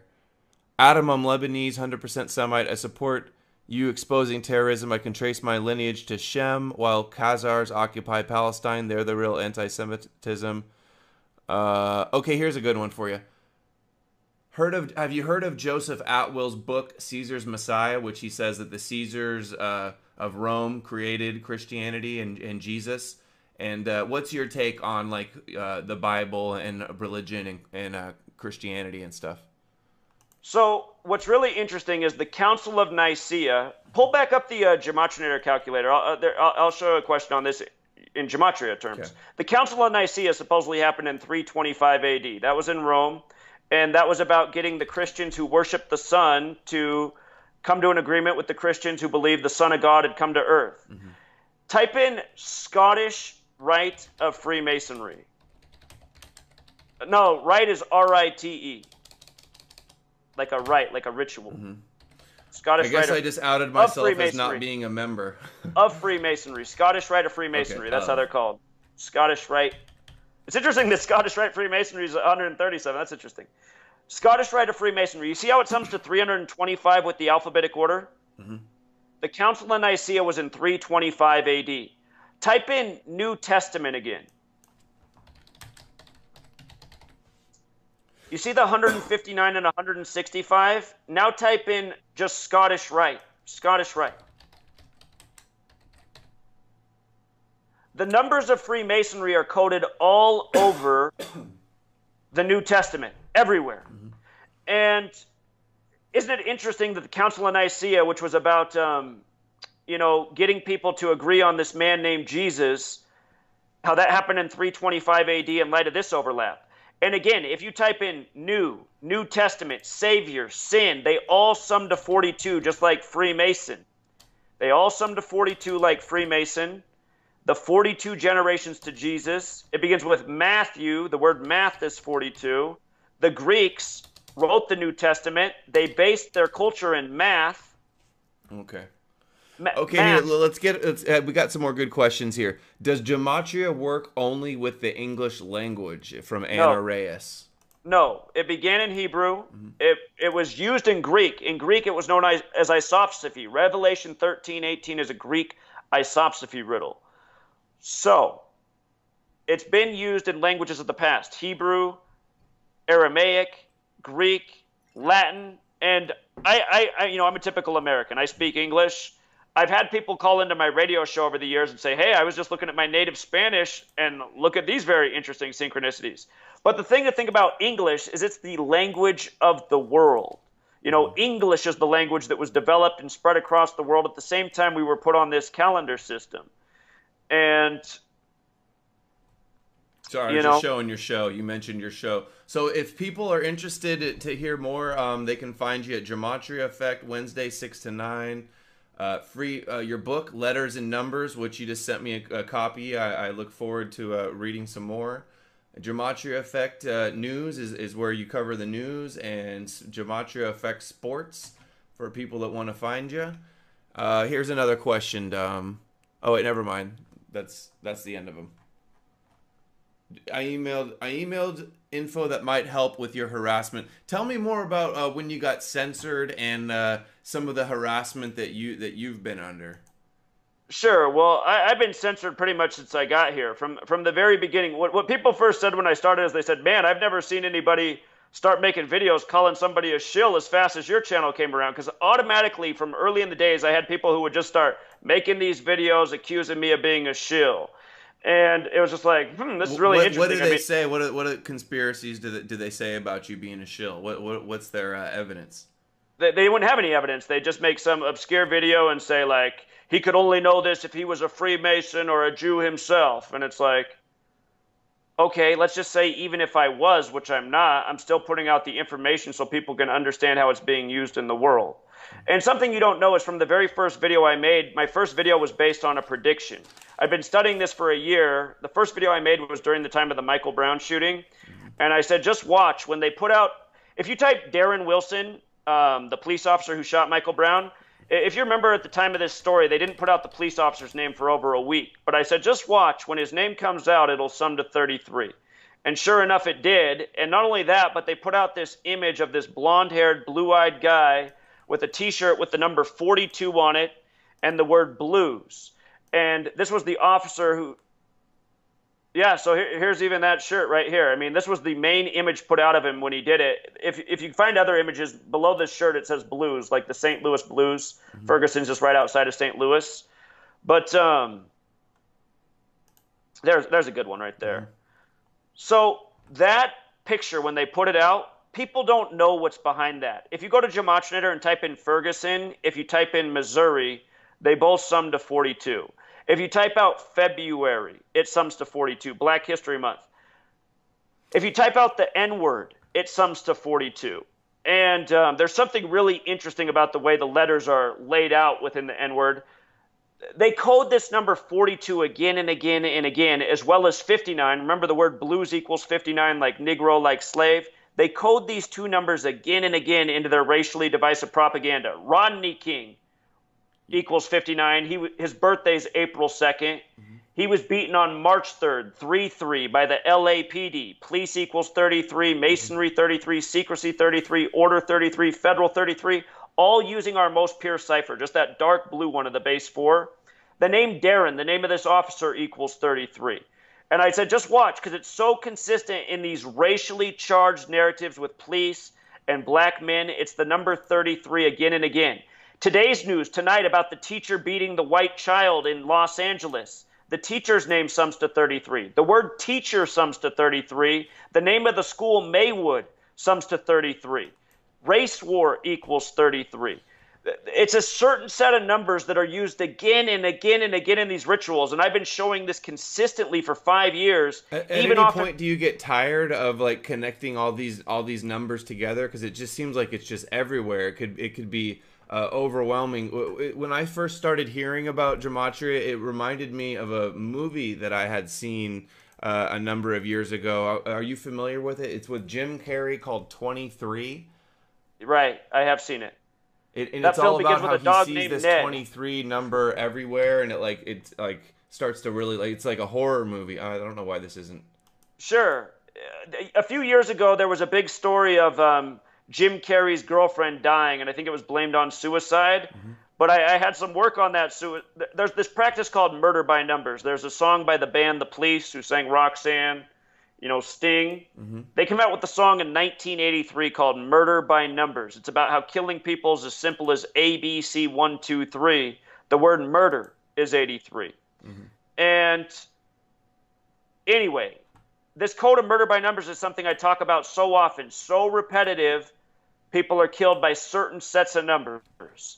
And it was coded into his girlfriend's name, the character name from that film. It was all the same numbers. I was like, was this movie predictive programming of this story? Is this woman even really dead? Is this just some sort of temporary distraction to have people going, oh, Jim Carrey's girlfriend's dead and kind of mysterious?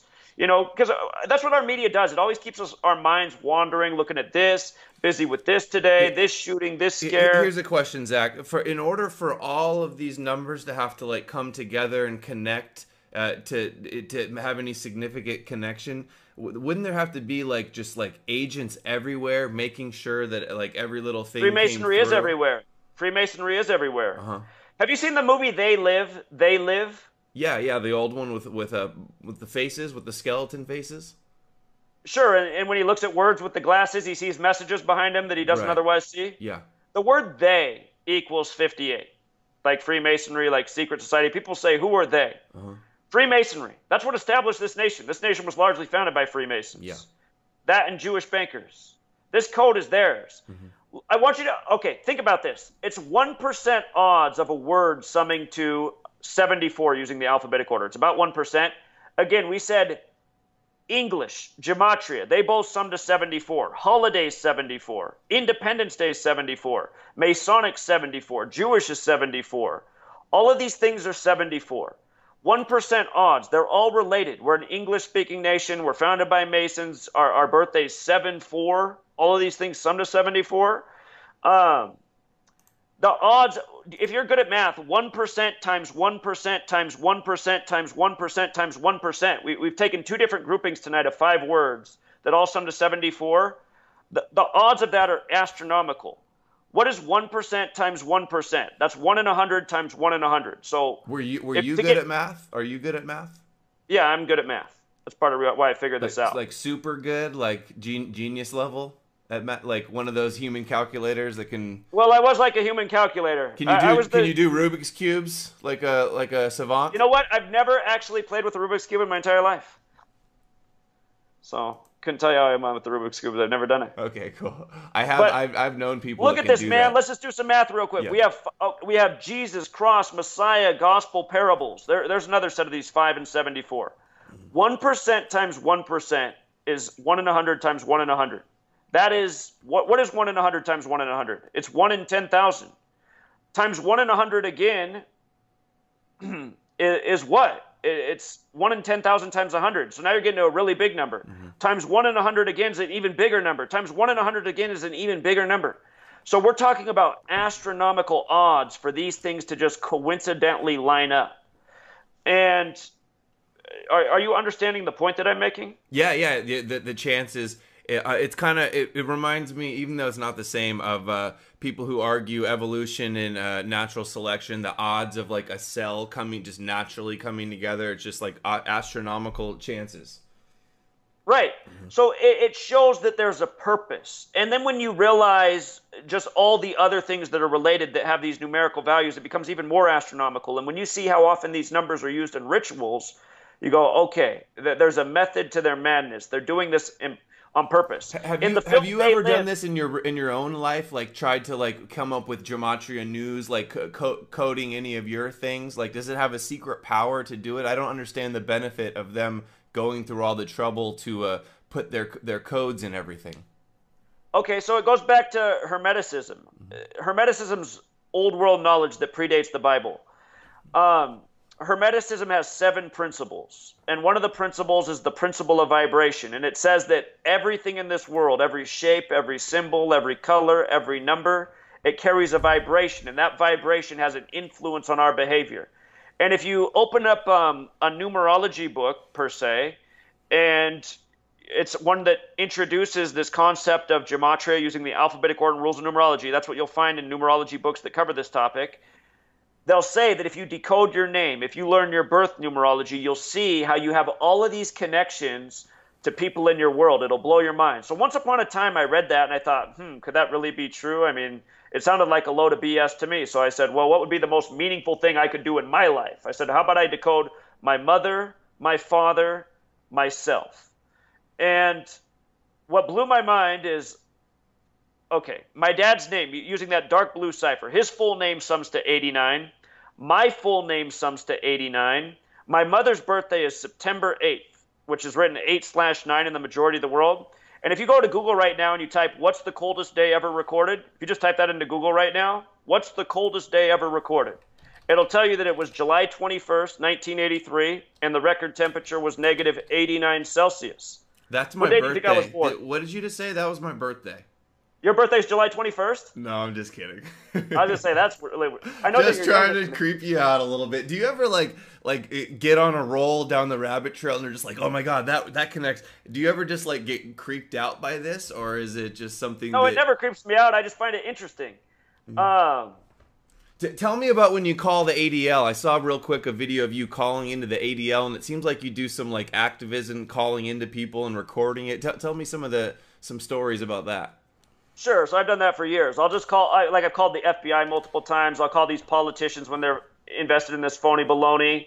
I'll call things like the ADL. I'll call newspapers that write bogus articles. And I usually just introduce this topic to them in a logical way and say, pretty much what I'm trying to show people is, look, your government doesn't care at all about you. They don't want to get back to you. They don't want to take you seriously about any subject. And just one of many reasons why people need to wake up to what this government is. It's not here to represent us. And, so I'm trying to do many birds with one stone when I call these people. I'm trying to show people the futility of the government. Also, how to use this code and speak about it logically. I'm trying to influence people to make calls and call out these corrupt officials in our society.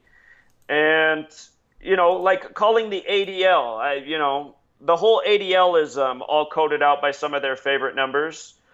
Look, real quick, I don't know how long you want to go tonight, but I'd like to hear if you think this is coincidental.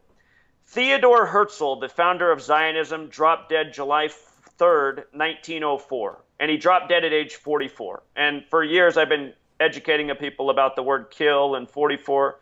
The word kill with the alphabetic order is 44. Other things that sum to 44, Theodor Herzl died at age 44, and he died 44 years before the establishment of Israel, the Zionist nation. Israel equals 44, Zion equals 44, Netanyahu equals 44. If you go to type in Netanyahu, you see how his name's 44 and 134? Do this for me. Hold on, I got one more. Oh, wait. I can tell you all about Alex Jones, man. I can tell you all about Alex Jones. InfoWars is 42. Alex is 42. He's born on the 42nd day of the year. What's wrong with me right now? The word war itself is 42. So is World War. The Holocaust began in 42. Alex Jones also sums to 33. If you use the rule on S, his name Alex Jones is also 42. I don't spell Zachary that way if you're trying to spell my name. You got to spell it with an H. What are you connected to? Give me the dirt on you on gematria. 66, the sign of the devil, -16. If you put in my full name, it's 89. 66 isn't the sign of the devil. I know, 666. I was. Mankind's made on the 6th day. Mankind equals 66. Looks like you're clear too, right? None of the 68.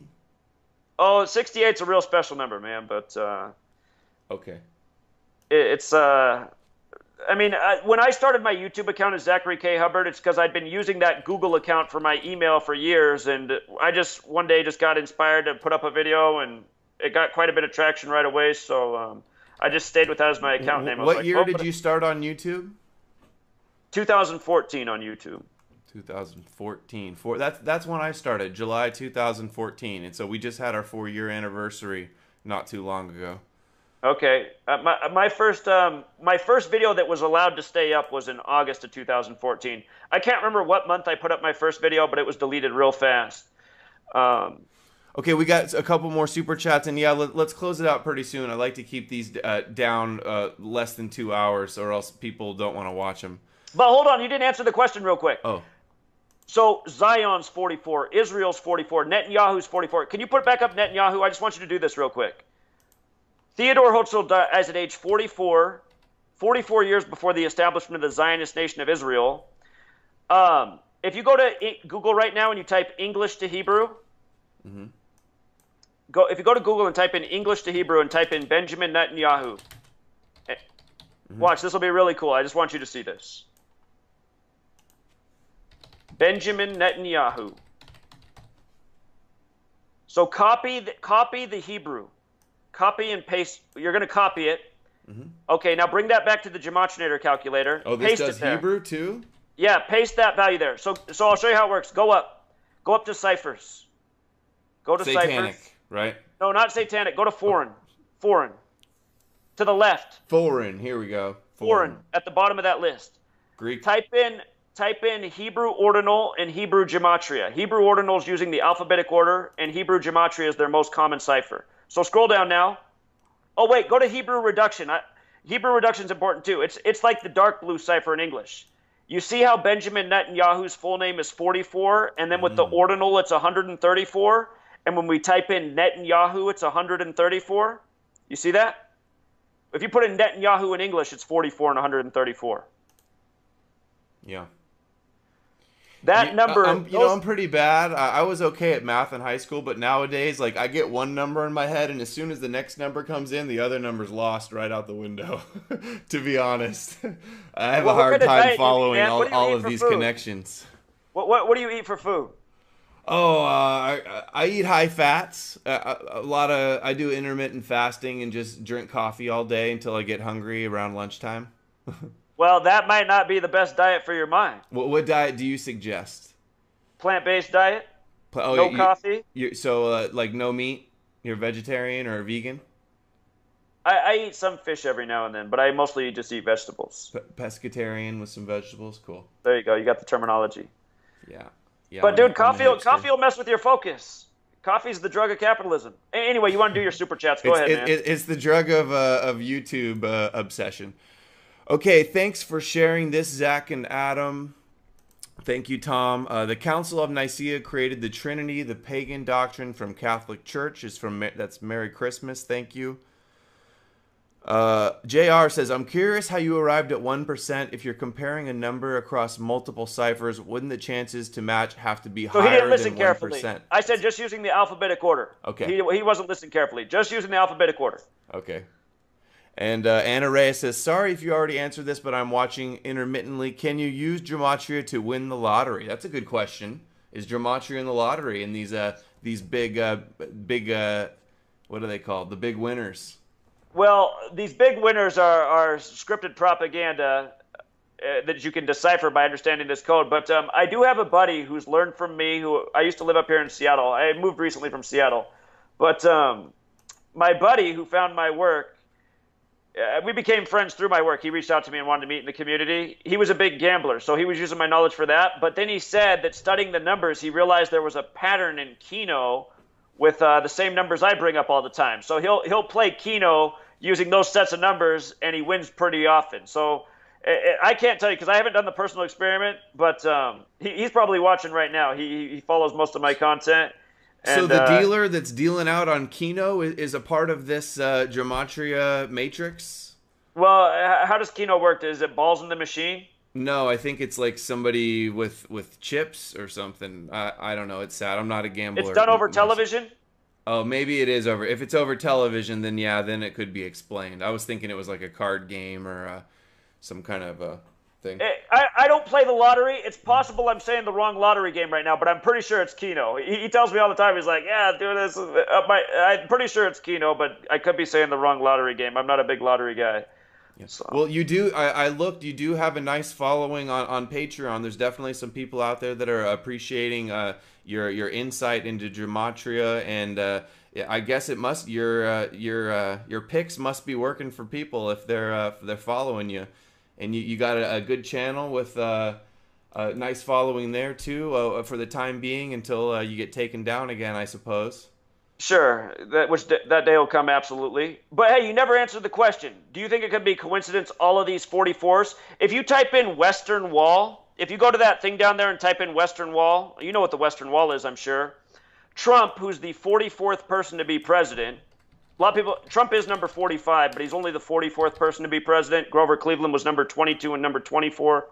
So that split count, or a split term, so he messed up the count. The 25th president was the 24th person all the way up to the president. Notice how Western Wall's 44 and 64 in the base ciphers. Type in Israel again, type in Zion.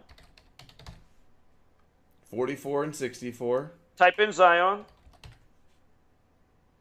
And again, these numbers are these special. Names like Israel, so they all translated from Hebrew. I just can't see how that translation with numbers would be able to translate over. Hold on, let's get to a point here. Yeah. So Donald Trump went to the side of the Western Wall May 22nd, 2017. You just saw that Western Wall was 64 and 44. Mm-hmm. You have to know date numerology too. May 22nd, 2017, two paths to get the date numbers. 5 plus 22 plus 20 plus 17. May 22nd, 2017. That equals 64. You can also skip the 20 part and just go 5 plus 22 plus 17, which is 44. This is the relevance of gematria. You see how every single day the date numerology is synced up with the word gematria. Trump wasn't at the Western Wall by accident on that date. These are big numbers and they're repetitive stories. Do a web search right now for Netanyahu 44 seconds of silence, United Nations. Just look at this story in light of what we just saw with Benjamin Netanyahu, 44 in Hebrew, his name 44. Check this out. Netanyahu's 44 seconds of silence. I remember this story like it was yesterday. It was the top news story that day that it happened because it was supposed to be supposedly like a threat to Obama, number 44. And by the way, Obama, number 44, 44 years after the Civil Rights Act. MLK killed on 4-4. Malcolm X killed on a date with 44 numerology. His assassin got 44 years in prison. In the cipher that Marty Leeds uses, African American is 44. So shout out to Marty Leeds, who disses my work. His cipher is relevant. I could teach you a lot about the relevance of his cipher, but you'll never see the greater relevance of his cipher without knowing the base ciphers, which we talked about tonight. When you follow this code of numbers and you know what the meanings are behind the words, you realize this stuff's not an accident. And I can't tell you how many more Netanyahu stories between this one up to the present have been around the number 44. Look, Netanyahu summed to 44 and 134 in Hebrew and in English. I don't know if you kept that straight, but that's what it was. You remember that two numbers were the same in Hebrew and two in English, right? Mm-hmm. Yeah. 134, big number. Tisha B'Av with the English alphabet sums to 134. That's to remember the destruction of the two temples. 9th of Av, which is the English way of saying Tisha B'Av, sums to 134. Make America Great Again sums to 134. The name Jared Kushner is 134. The name Melania is 134. Donald Trump, backed by Sheldon Adelson, big Zionist agenda. You got Trump on the coin with a third temple. And again, for years, even before all this stuff happened, I said that the Trump-Pence ticket is a mocking from Revelation about the end times, the great catastrophe coming in the world. Their agenda is to further divide us, to bring on this war with the Middle East, dividing East and West, the next great war, the next needless war. They're moving us in that direction. They're doing it all ritualistically by a code, by the same repetitive numbers. You learn the code. You see how they do this stuff every step of the way.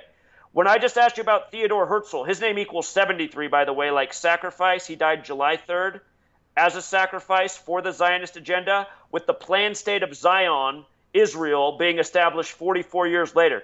These people are planned out centuries in advance. It's why 9/11, it was drafted in a document called the Project for a New American Century years before it happened, calling for this new Pearl Harbor to catapult this agenda of wars in the Middle East, more surveillance here at home, everything that's happened. Project for a New American Century. That happened at the beginning of the century. We're living out a scripted agenda. It's divisive. It's hate-filled. It's based in war, militarism, banking. I just want to stop you. You were talking about the foundation of Israel. I just heard recently Christopher John Burkus has a new book called Premonitions of the Holocaust, and he was saying that there's some gematria connection to the year 1948. Is that something you've heard of? Sure, 1948. So look, the synagogue of Satan equals 223. That's the 48th prime number. The synagogue of Satan is the name for the false Jews. They established their nation in 48, not by accident. Freemason equals 48 in Hebrew and in English. Illuminati sums to 48. And again, Freemasonry is the pursuit of light. Illuminati means in the light. Think about Hollywood with all of its Illuminati symbolism. Hollywood's 48. Very special number. And it was a big number in the election of Trump, too. It's too much to cover, man. I think that the bad thing I've done tonight is we've just skipped around a lot. We haven't been able to just like flow with a topic. Like in the beginning, I wanted to just tell you more about 9/11 before we got into numbers. I'm sorry. I know I had a lot of questions.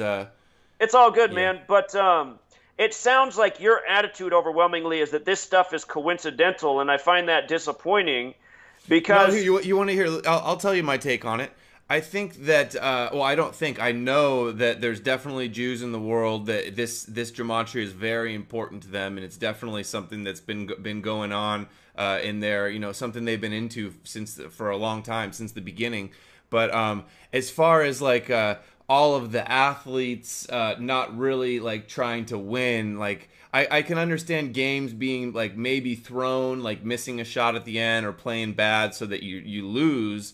But to have all of the numbers being equal something, it just seems like maybe we're looking a little too hard into things and finding connections that aren't always there. Is my honest thought. So here, let me counter what you're saying. I'm sure you're familiar with the Golden State Warriors and the Splash Brothers, Steph Curry and Klay Thompson, right? So Steph Curry, do you know what day his birthday is? No. It's March 14th. It's Pi Day. 314, like pi, 3.14. Mm-hmm. Pi Day celebration began the year he was born, in 88. And March 14th, his birthday, is the 73rd day of the year. Type in the word number. Type in the word number. The most important number is pi. The word number is 73. Pi Day is the 73rd day of the calendar year. Notice that in our most pure cipher, the alphabetic order with the rules of numerology, number sums to 28. That's the dark blue cipher. 28. Here's why that's interesting. The first three perfect numbers are 6, 28, and then 496. Huge jump up. Notice how many letters are in number. There's 6 letters in the word number. It sums to 28 in the most pure cipher. 28 and 6 are the first 2 perfect numbers. Numbers are perfect. This is why numbers are used for things. Of course, you can use numbers to manipulate things, but numbers are perfect in themselves. That doesn't mean they're free of manipulation. Anyway, If you look up Klay Thompson's full name, if you want to look it up real quick, Steph Curry, okay. The Golden State Warriors set the win record with 73 wins, right? Do you remember that? That they set the win record eclipsing the Bulls with 73 wins? Yep. Okay. Del Curry is the father of Steph Curry, former NBA player. Del Curry was playing in the league when Jordan and his Bulls set the 72 win record. If you go back and look at the 73rd game of Jordan's record-setting season, his 73rd game was against Del Curry. Okay? His 73rd game was. Klay Thompson is the father of Michael Thompson, who used to play for the Blazers and the Lakers. I want you to look up Klay Thompson's full name. That's not his full name. Get his full name real quick, and I want you to copy it and paste it in here, and I want you to see what jumps out about Klay Thompson's name. And later, I'd like for everyone to go to my Gematria Effect Sports channel and watch my video on what just happened here with Klay Thompson's 14 three-pointers, an NBA record. So you need Klay Thompson's full name. Do you see how it sums to 314? Yes. 314. Like pi, like 3.14, right? These guys are the sons of former NBA players. They're two of the best basketball players on this team. Type in the word Oracle. Oracle. Oh, shoot. I just realized I wasn't showing this on the screen. There we go. Klay Alexander Thompson 314. Oracle is the stadium that they play in that's owned by Larry Ellison. So, do you remember when the Boston Celtics broke the Warriors' home record win streak at 54 games in Oracle? No. You can look it up. The Boston 54, Celtics. Yeah. Okay, and when you flip the alphabetic order around, Oracle's 108. The Golden State Warriors win with 108 points all the time. If you write out Golden State Warriors and use the rule on S in our most pure cipher, Golden State Warriors is 108. When Steph Curry signed his record contract, he signed it 108 days from his birthday. Type in the word geometry. Geometry. You see it. With the alphabetic order, geometry sums to 108, and with the reverse alphabetic order, geometry sums to 108. That number is very special. Where it gets its significance from is in the geometry of what we're told about the relationship between the sun, the earth, and the moon. If you look this up, it's all factual. The diameter of the sun is said to be the diameter of 108 Earths. That means 108 Earths stacked across is how wide the sun is. And it's said that from the Earth to the sun is the diameter of 108 suns. And from the Earth to the moon is the diameter of 108 moons. I heard you say you're into yoga. You probably know about 108 sun salutations in yoga, 108 prayer beads. I've heard of that term. I didn't realize there was 108, though. It is. So 108, and this is related to the sun. Type in Major League. Okay, we got a super chat from your buddy Marty Leeds, so we'll get that in a second. But what word did you want me to read? Major League. Major League. There's 108 double stitches on a baseball. 108 double stitches, okay? I just saw something recently that, well, I know Freemason created basketball, but also that baseball is all... Is that your video, that baseball is all created by Freemason symbolism? Well, other people have covered that topic, but what I've taken is shown how they coded all the numbers into this subject. So 108 double stitches on a baseball. I guaranteed the Cubs were going to win the World Series to break the 108-year curse the year they did it in spring training. And by the way, I've done this every year since spring training. Every year since spring training, I've called at least one of two teams in the World Series. Last year, I had it dead on why it would be Astros over Dodgers. I also got an article written about me last year making fun of me for what I exposed about that. So anyway, if you look at the Super Bowl, they sew 108 game balls for every Super Bowl. That's a Super Bowl tradition. There's 108 game balls made for every Super Bowl. Gematria, the practice of coding numbers into words, means geometry in language. Not an accident. Here, I want you to spell a word. People know this about the NFL.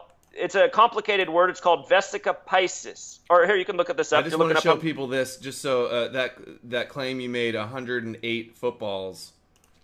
For every Super Bowl. Look at this. In the case of Super Bowl balls, the factory began working, blah, blah, blah. Each team gets 108 of them in 2 shipments within 48 hours. That's the number.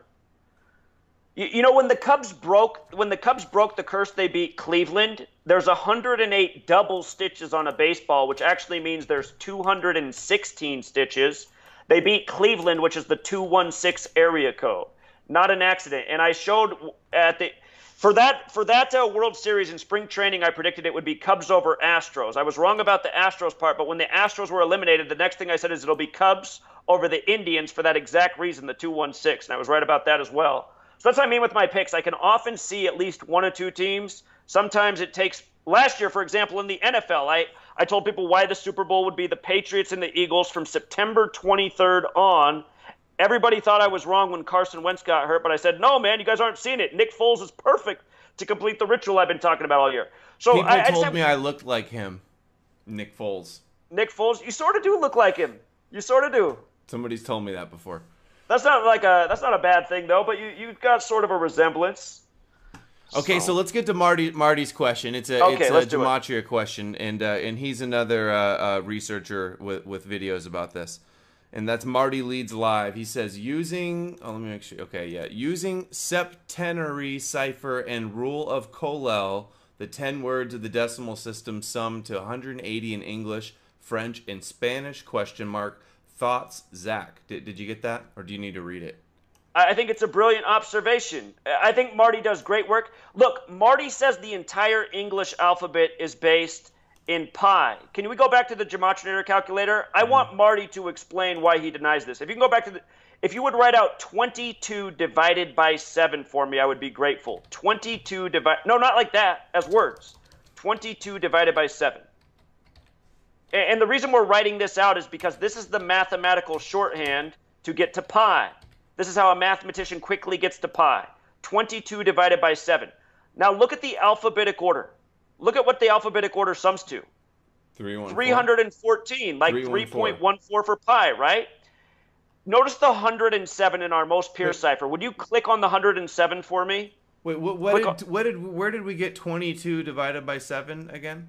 Okay, so Marty Leeds says the entire English alphabet and the coding behind it is based in pi, right? That's right. Yeah, I remember him saying that. So Marty says that this cipher with the alphabetic order is not a real cipher, which is just a completely logical cipher. It's a cipher that's used in Hebrew, it's used in Greek, it's used in Latin, so why wouldn't it be used in English? I completely agree with Marty Leeds that the English alphabet is based on pi. There's so many tributes to pi and mathematics and geometry. I mean, we've been talking about it tonight in sections. The beginning of the Bible, New Testament, math, Matthew. So look at this. Write out 360. Just write 360, like the degrees in a circle. I feel like I'm writing checks. Well, I never spell out words. 360. There we go. You see the 227? 227, yeah. 22 divided by 7 is pi. Oh. So it's like, and what else is a trip is the 88 there in the base cipher is interesting because they began celebrating Pi Day in the year 88. And if you think about what 88 is, it's 4 circles, right? It's 4 circles. They time travel at 88 miles per hour and Back to the Future. And what's interesting about that is if you take 4 circles and you measure the degrees in each circle, that's 4 times 360. So you have 1,440 degrees of circles, like how you have 1,440 minutes each day of the year. This is what I don't understand about Marty. He wants to say that these ciphers are just straight up bunk. He's been following me since I just knew the alphabet, the green and the blue cipher, which is what I taught for years, because that's what I knew. And I would just show things like that. And I even posted on Marty's site. I said, hey, man, I like what you're doing over here. Great work. What do you think about this? How come you're not covering this? And next thing I know, Marty Leeds is taking stabs at me. And he challenges me to a debate. And I say, hey, I'd love to debate you, man. Let's do it. Just tell me when and where. And then he says, oh, never mind. I don't want to debate you. So it's like, why, Marty? Send me some shekels, Marty, if you want to respond. And I'll read the super chat. Marty lives in a treehouse, people, and he can only count to 7. So go easy on him. But I still think Marty Leeds is all right. I still think you're all right out there, Marty. I like that you teach the gematria. I just don't know why you're denying the 2 ciphers that are shared in books that are older than both of us. Are there many other people on YouTube covering gematria? Well, I'll tell you what. Nobody was. Okay, wait a minute. Marty was here before me, but Marty was only teaching this septenary cipher. can we do a favor? I want to do a shout out to Marty real quick. He has been here longer than me. I wasn't aware of Marty when I started this research, but people said, hey, you should check out Marty Leeds. He's doing something similar to you, which got me excited. I thought me and Marty were going to be best friends. Marty's hated my guts from day one. And, I just don't get it. People said, is he a shill because 33 is at the end of his name? I said, I don't know. All I don't understand is why this guy hates on me so much. But hold on, I got to do this shout out to Marty. Can you do one more decode with me tonight? And then sure. I'd just love to hear you say if it's a coincidence. And this can be the last decode. We probably have people's heads spinning with numbers. Okay, here's the finale, guys. This is the closer. Okay, so for people, will you refresh the screen so we get rid of the Hebrew ciphers? People who are here, they might think those are like extra ciphers and be confused. Yep. All right, so that's what we want. We want our base ciphers. I want you to type in the letters DC. DC. You see the 47? Mm-hmm. I want you to type in government. You see the 47? There's a lot of numbers up there that matter, man. There's a lot. I could tell you about why all 4 of those numbers matter, but we're just looking at 47. Tell me there's something bad here, please. I see things, but man, look, I always tell my followers, don't discredit anybody because of their name gematria. Look, I've shown for years how the media uses certain numbers and the same things over and over and over. That's how we know that they're coding these numbers for certain reasons. I can't base anything on somebody's name off one thing. I like GDL, Handsome Truth, you guys all equaling 58. I thought, that could just be an organic coincidence. But then when you had that shopkeeper with the 58-year-old, I was like, okay, now I'm not sure what's going on here. But hold on, we're coming back to the 47 thing. DC's 47, government's 47. Type in authority for me. Authority. Authority. Perfect. Type in White House. See the 47, everybody, the 47. White House, 47. Type in president. See the 47. And there's a lot of numbers that are repeating on the screen, but we're just looking at the 47s. I could tell you things about POTUS, but that's another conversation. Type in Republican. 47. Type in Whig. Hold on, Democrat. Lincoln. Democrat's 47. It is 47. Yep. Type in Whig. Okay. How do you spell that? Whig. W-I-G-G? No. Whig Party. W-H-I-G. If you don't know this in history, 47. Abraham Lincoln took the Whig Party to the Republican Party, and he gave that speech 407 years ago. The cornerstone for Washington, D.C. was laid on a date with 47 numerology. If you look up the Freemason logo, the capital G with the compass and the square, the compass is set at 47 degrees, and the circle beneath the 47-degree angle is called the pole star. Type in pole star. Pole star. Okay, P-O-L-E-S-T-A-R?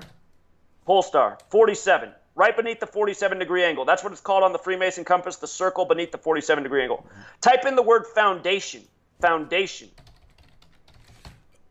The 47 degrees on the Freemason compass is set in tribute to the 47th problem of Euclid, the Greek mathematician, about how to establish a perfectly square foundation for a structure. The cornerstones of so many things have been laid on dates with 47 numerology, including Washington, D.C. Modern Freemasonry began June 24th, 1717. 6 plus 24 plus 17, that was a date with 47 numerology, not by accident. Type in the name Trump. Type in the name Trump. Okay, I think we ought to close down the gematria. People are going to be overwhelmed. Hold on. Trump was in the 47-story Midtown Hilton Hotel the night of the election. One last thing for me. Last one's here. Type in Ivanka Trump, and then type in Lisa Simpson after that. So enter Ivanka Trump, then get rid of it. No, not all together. Okay. We want Ivanka Trump. Hit enter. Hit enter. Yep. Now delete that and type Lisa Simpson and hit enter. But what do they have to do with each other? I'm going to show you. Lisa, make sure you get it right. You're missing an S. Simpson. Sorry, there we go. Simpson. Hit enter. 47. Now scroll down. Scroll down. No, scroll down. Their names are the same in all 4 ciphers. Now here's what they have to do with each other. The Simpsons had the predictive programming for Donald Trump. Donald Trump is followed by the first female president of Lisa Simpson in the cartoon. There's also another cartoon made after that about how Ivanka Trump runs for president in 2028. That's the year she turns 47 years old. Trump was in the 47-story Midtown Hilton Hotel the night of the rigged election. Not by accident. Obama took office at age 47. This number's always big in D.C. If you write out France, it sums to 47. France was designed by the late Enfant Plan, a 33rd degree Scottish Rite Freemason from France. This number's big business to them. Again, this entire code is in tribute to God. In Hebrew, Elohim sums to 47. And remember, we were talking about all the spiritual numbers that are 74, including Jewish and Masonic, and how Jews write out God G-D, 7-4. In Hebrew, you read right to left, though. So 7-4 with Hebrew vision is 4-7. These people are playing God over us. Something you can research and tell me this is a coincidence. I pointed this out in 2015 when Trump took office. You'll notice on that list, President's 133, White House is 133, Government's 133. It looks like government fell off your list, but it's another 133. When Trump first began to run for president, there were headlines put out about how Donald Trump was the 133rd richest man in the world, and then a big deal was made about his 133rd appearance on Fox News, which Fox talked about, CNN talked about. When you know this code, you go, oh, wow, these people are coding things through the numbers. They're communicating what's to come. If you look up the TV show Suddenly Susan, there was an episode from May 8th in history about Donald Trump becoming president. May 8th, 5-8, like how he won the 58th U.S. presidential election and everything else we talked about earlier. The point is you learn these numbers, you look at dates in history, you see that this is how they're conducting their rituals. I admit, when I started, I thought there's things I could tell you about all these numbers you're putting up on the screen, by the way, man. There's a lot to know here, but... Somebody sent a super chat asking to see Libertarian because we did all the other political parties. You see that 188? You see that 188? Type in Bavarian Illuminati. The U.S. dollar bills are full of Illuminati symbolism. And the U.S. dollar bills are the 1, the 2, the 5, the 10, the 20, the 50, the 100. You add them together, they sum to 188. Notice Bavarian Illuminati is also 80. This year on August 18th, we had the death of Kofi Annan on 18/8 at age 80. His full name, Kofi Ada Annan, equals 80. So does Nobel Peace Prize. He received the Nobel Peace Prize on the day leaving 80 days left in the year. So do most Nobel Peace Prize winners. These are just the types of things where you're like, oh, wow, they give out the Nobel Peace Prize on the day leaving 80 days left in the year more often than not, and it equals 80. And that was the big story when Kofi Annan died, that he received the Nobel Peace Prize. I can give you, there's so many examples from my work over the years of how they code this number 188. Very special number. It is interesting that it's coded into Libertarian because it's another compromised political party. And for all the libertarians out there, look, I totally get the ideals and where you're coming from. I'm mostly there. I want to abolish the federal government. I want smaller government. I want a whole lot of things that we don't have in this world. But still, the political parties are controlled. The Green Party, the Libertarians, of course, the Democrats and Republicans. What did you think about? Hey, I didn't give the shout out to Marty Leeds. I didn't give the shout out to Marty Leeds. We got to go back to the cipher. We got to do the Marty. I just closed it out. I'm ready to wrap it up. We're over 2 hours. All right, the Marty Leeds cipher, the one he uses. If you write out Washington, D.C., where 47 is the number, in Marty Leeds cipher, which is on that calculator, it sums to 47. And I don't know how anybody could think that's a coincidence. Marty's cipher is a supplementary cipher that's important, but it's not the most important. You can't use his cipher to see through the propaganda in the news every day. You can use that dark blue cipher to see through pretty much all propaganda. You look at the other ciphers that we looked at tonight, you see even more. So anyway. Right. Well, you hear that, Marty Leeds? Your cipher is weak. I didn't say weak. I just said I call it the parsley method. I say, if you have a dinner plate, your cipher's not the main course. Yours is the garnish. Right. It fills out the plate. It's got some nutrients, but it's not the cipher, which Marty says it is. He'll go, my cipher's the cipher. It's the only cipher. It's like, no, Marty, you're deluding yourself. All right. Well, you guys ought to get together and work it out to see who the Gematria King is. You guys can leave me out of the drama, okay? Hey, if two guys wanted to have a debate and one guy didn't want to debate, what would that reveal to you? I don't know. Sometimes people use that excuse with me. They go like, debate me, and if I say no, they say I'm scared. So, that's not always the case. But I like to debate. I like to hear people out. Okay, well, I hope you research this topic more. This topic is real evidence for how the Zionist cabal operates. They do everything in our news media every single day by this code. All of the world of sports is scripted by this code. We prove it every single day. We've been proving it straight for 5 years. If you think that I'm wrong, look, it's too bad that Google deleted my channel, because there used to be thousands of videos that were evidence of the things I was speaking about. You know, I told everybody to circle the weekend last year that was Yom Kippur, the day for atonement for your sins on the Jewish calendar, how it lined up specifically last year. I said we're going to see the biggest false flag in the U.S. since 9/11. I said it 100 times. That was the weekend of the Sin City shooting. Yom Kippur, atonement for your sins, the whole thing, a perfect numerical ritual. I saw it all year. I called a lot of false flags. Sin City, you mean the Las Vegas shooting? Right, from Mandalay Bay Casino at the Jason Aldean concert at the Harvest Festival. The Harvest Festival. So, yeah, man. All right, well, Zach, thanks for coming on. Gematria is a huge rabbi trail to go down. I guess from my conversations with you and Marty, I learned a little bit. Besides your book and your show on Truth Frequency Radio, is there any like well-known, like famous historical books about Gematria, like where you learned a lot of your information? So the first books that I read were Faith Giovanni, that's the author. Her book's The Divine Triangle, introduces the subject clearly. Mm-hmm. She doesn't show how it's encoded in propaganda, but she shows certain things. Mm-hmm. And again, the other great book out there for information is Manly P. Hall. Mm-hmm. Manly P. Hall, by the way, waited 47 years to go from his 32nd degree in Freemasonry to his 33rd. The word time equals 47, by the way. The tropics of this earth that measure the solstices 47 degrees apart. Also, a lot of the Greeks were into these secret societies. A lot of the great Greeks, if you read about it, they waited to get their rights until they were the age of 47. So this number goes way back. 4 and 7, special numbers. The fourth book of the Bible's Numbers. God creates the world in 7 days. 7's the fourth prime. The divisors of 4 sum to 7. 4 represents foundation. 7 represents divine completion. There's a reason. And again, this nation's birthday is written 4/7 in the majority of the world, like 47.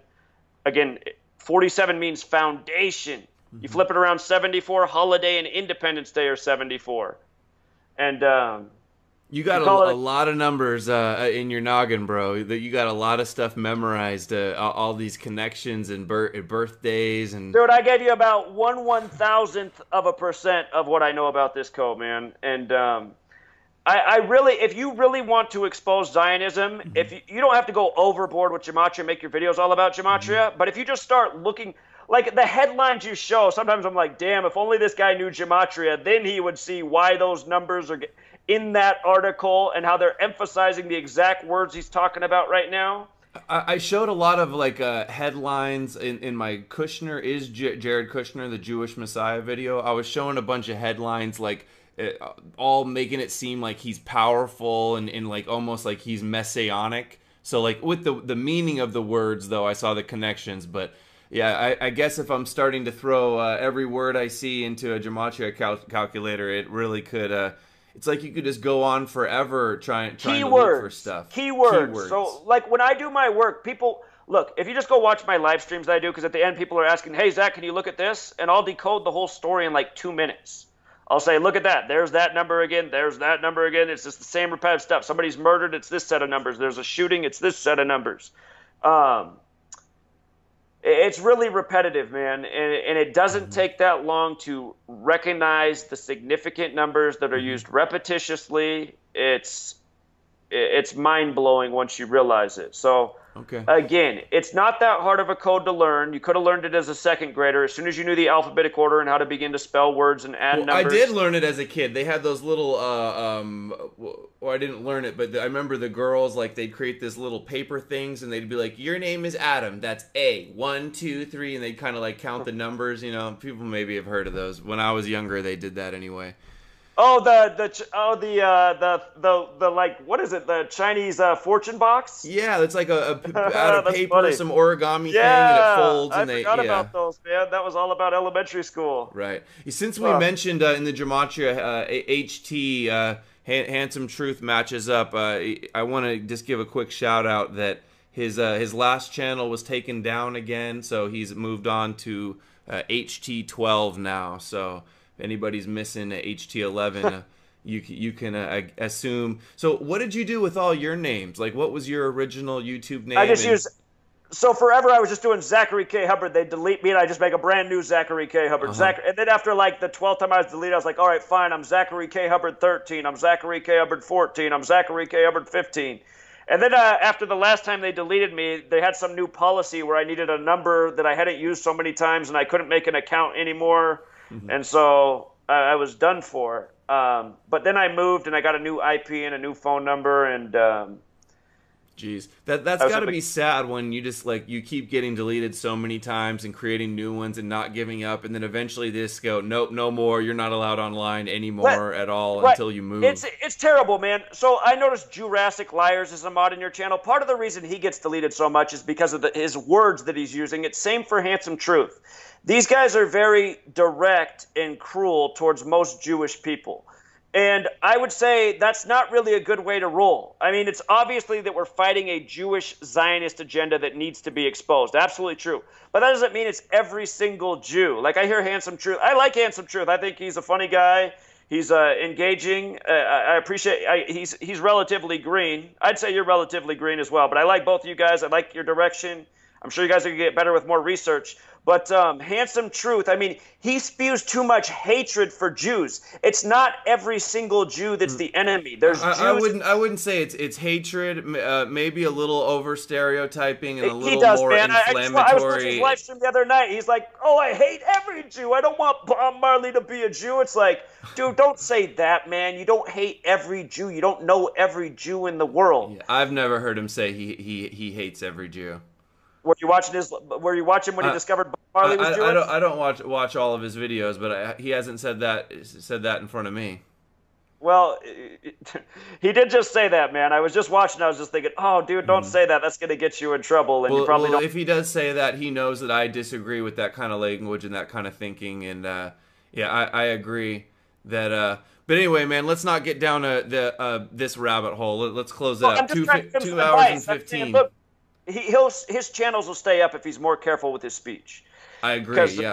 Yeah. He also, in that thing, he ended up. I commented and he started talking to me in that live stream, and it probably went on for about 10 minutes. And he's like, "Dude, I can't trust you because I saw some video that said you're a Jew." And I was like, "Yeah, by some guy who hides behind the camera and whose name and face you don't know and who's slandering me like the many other shills that did." So, I mean... Well, there's a million videos saying he's a secret Jew, too. Everybody says I'm... they come at us with every single accusation they can throw at the wall and see what sticks. Think about that. That's the number one thing they can do to take us down, to say that we're what we're trying to expose. I know. And it's about mass confusion, but apparently it's the worst insult for a truth speaker that they're part of that claim. So. They're trying to undermine our credibility with our support base is what it is.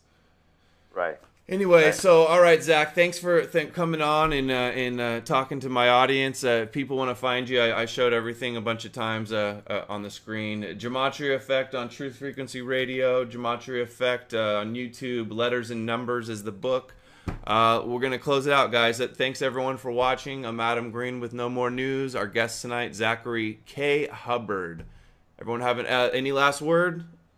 Quick goodbye. Just thanks, everybody. Appreciate everybody who listens and takes the time to consider and just doesn't dismiss. If you follow what everyone should do is go read the reviews of my book. You'll see the reviews there. It's at Etsy. The reviews, there's 100 reviews. Tons of people who are new to the work, and they're like, I didn't realize how mind-blowing this was going to be. I didn't realize how solid the evidence would be. Anyone who reads my book, I would laugh if they even tried to discredit a word. And I think you'll find yourself in that camp, Adam, if you read the book I sent you, man. So. Well, I'll definitely look into it some more, and even if I don't believe every single connection out there is a relevant and significant connection, for sure, I'm never gonna say that the Jews don't believe in gematria and it's not important to them and it's not a real thing. So this gives you the evidence of how they operate for centuries. That's the importance of this language. It's evidence to supplement what we already know. Right. And trust me, Adam, here's what you don't realize. I've been speaking out against Zionism for a long time, way before I had a YouTube channel.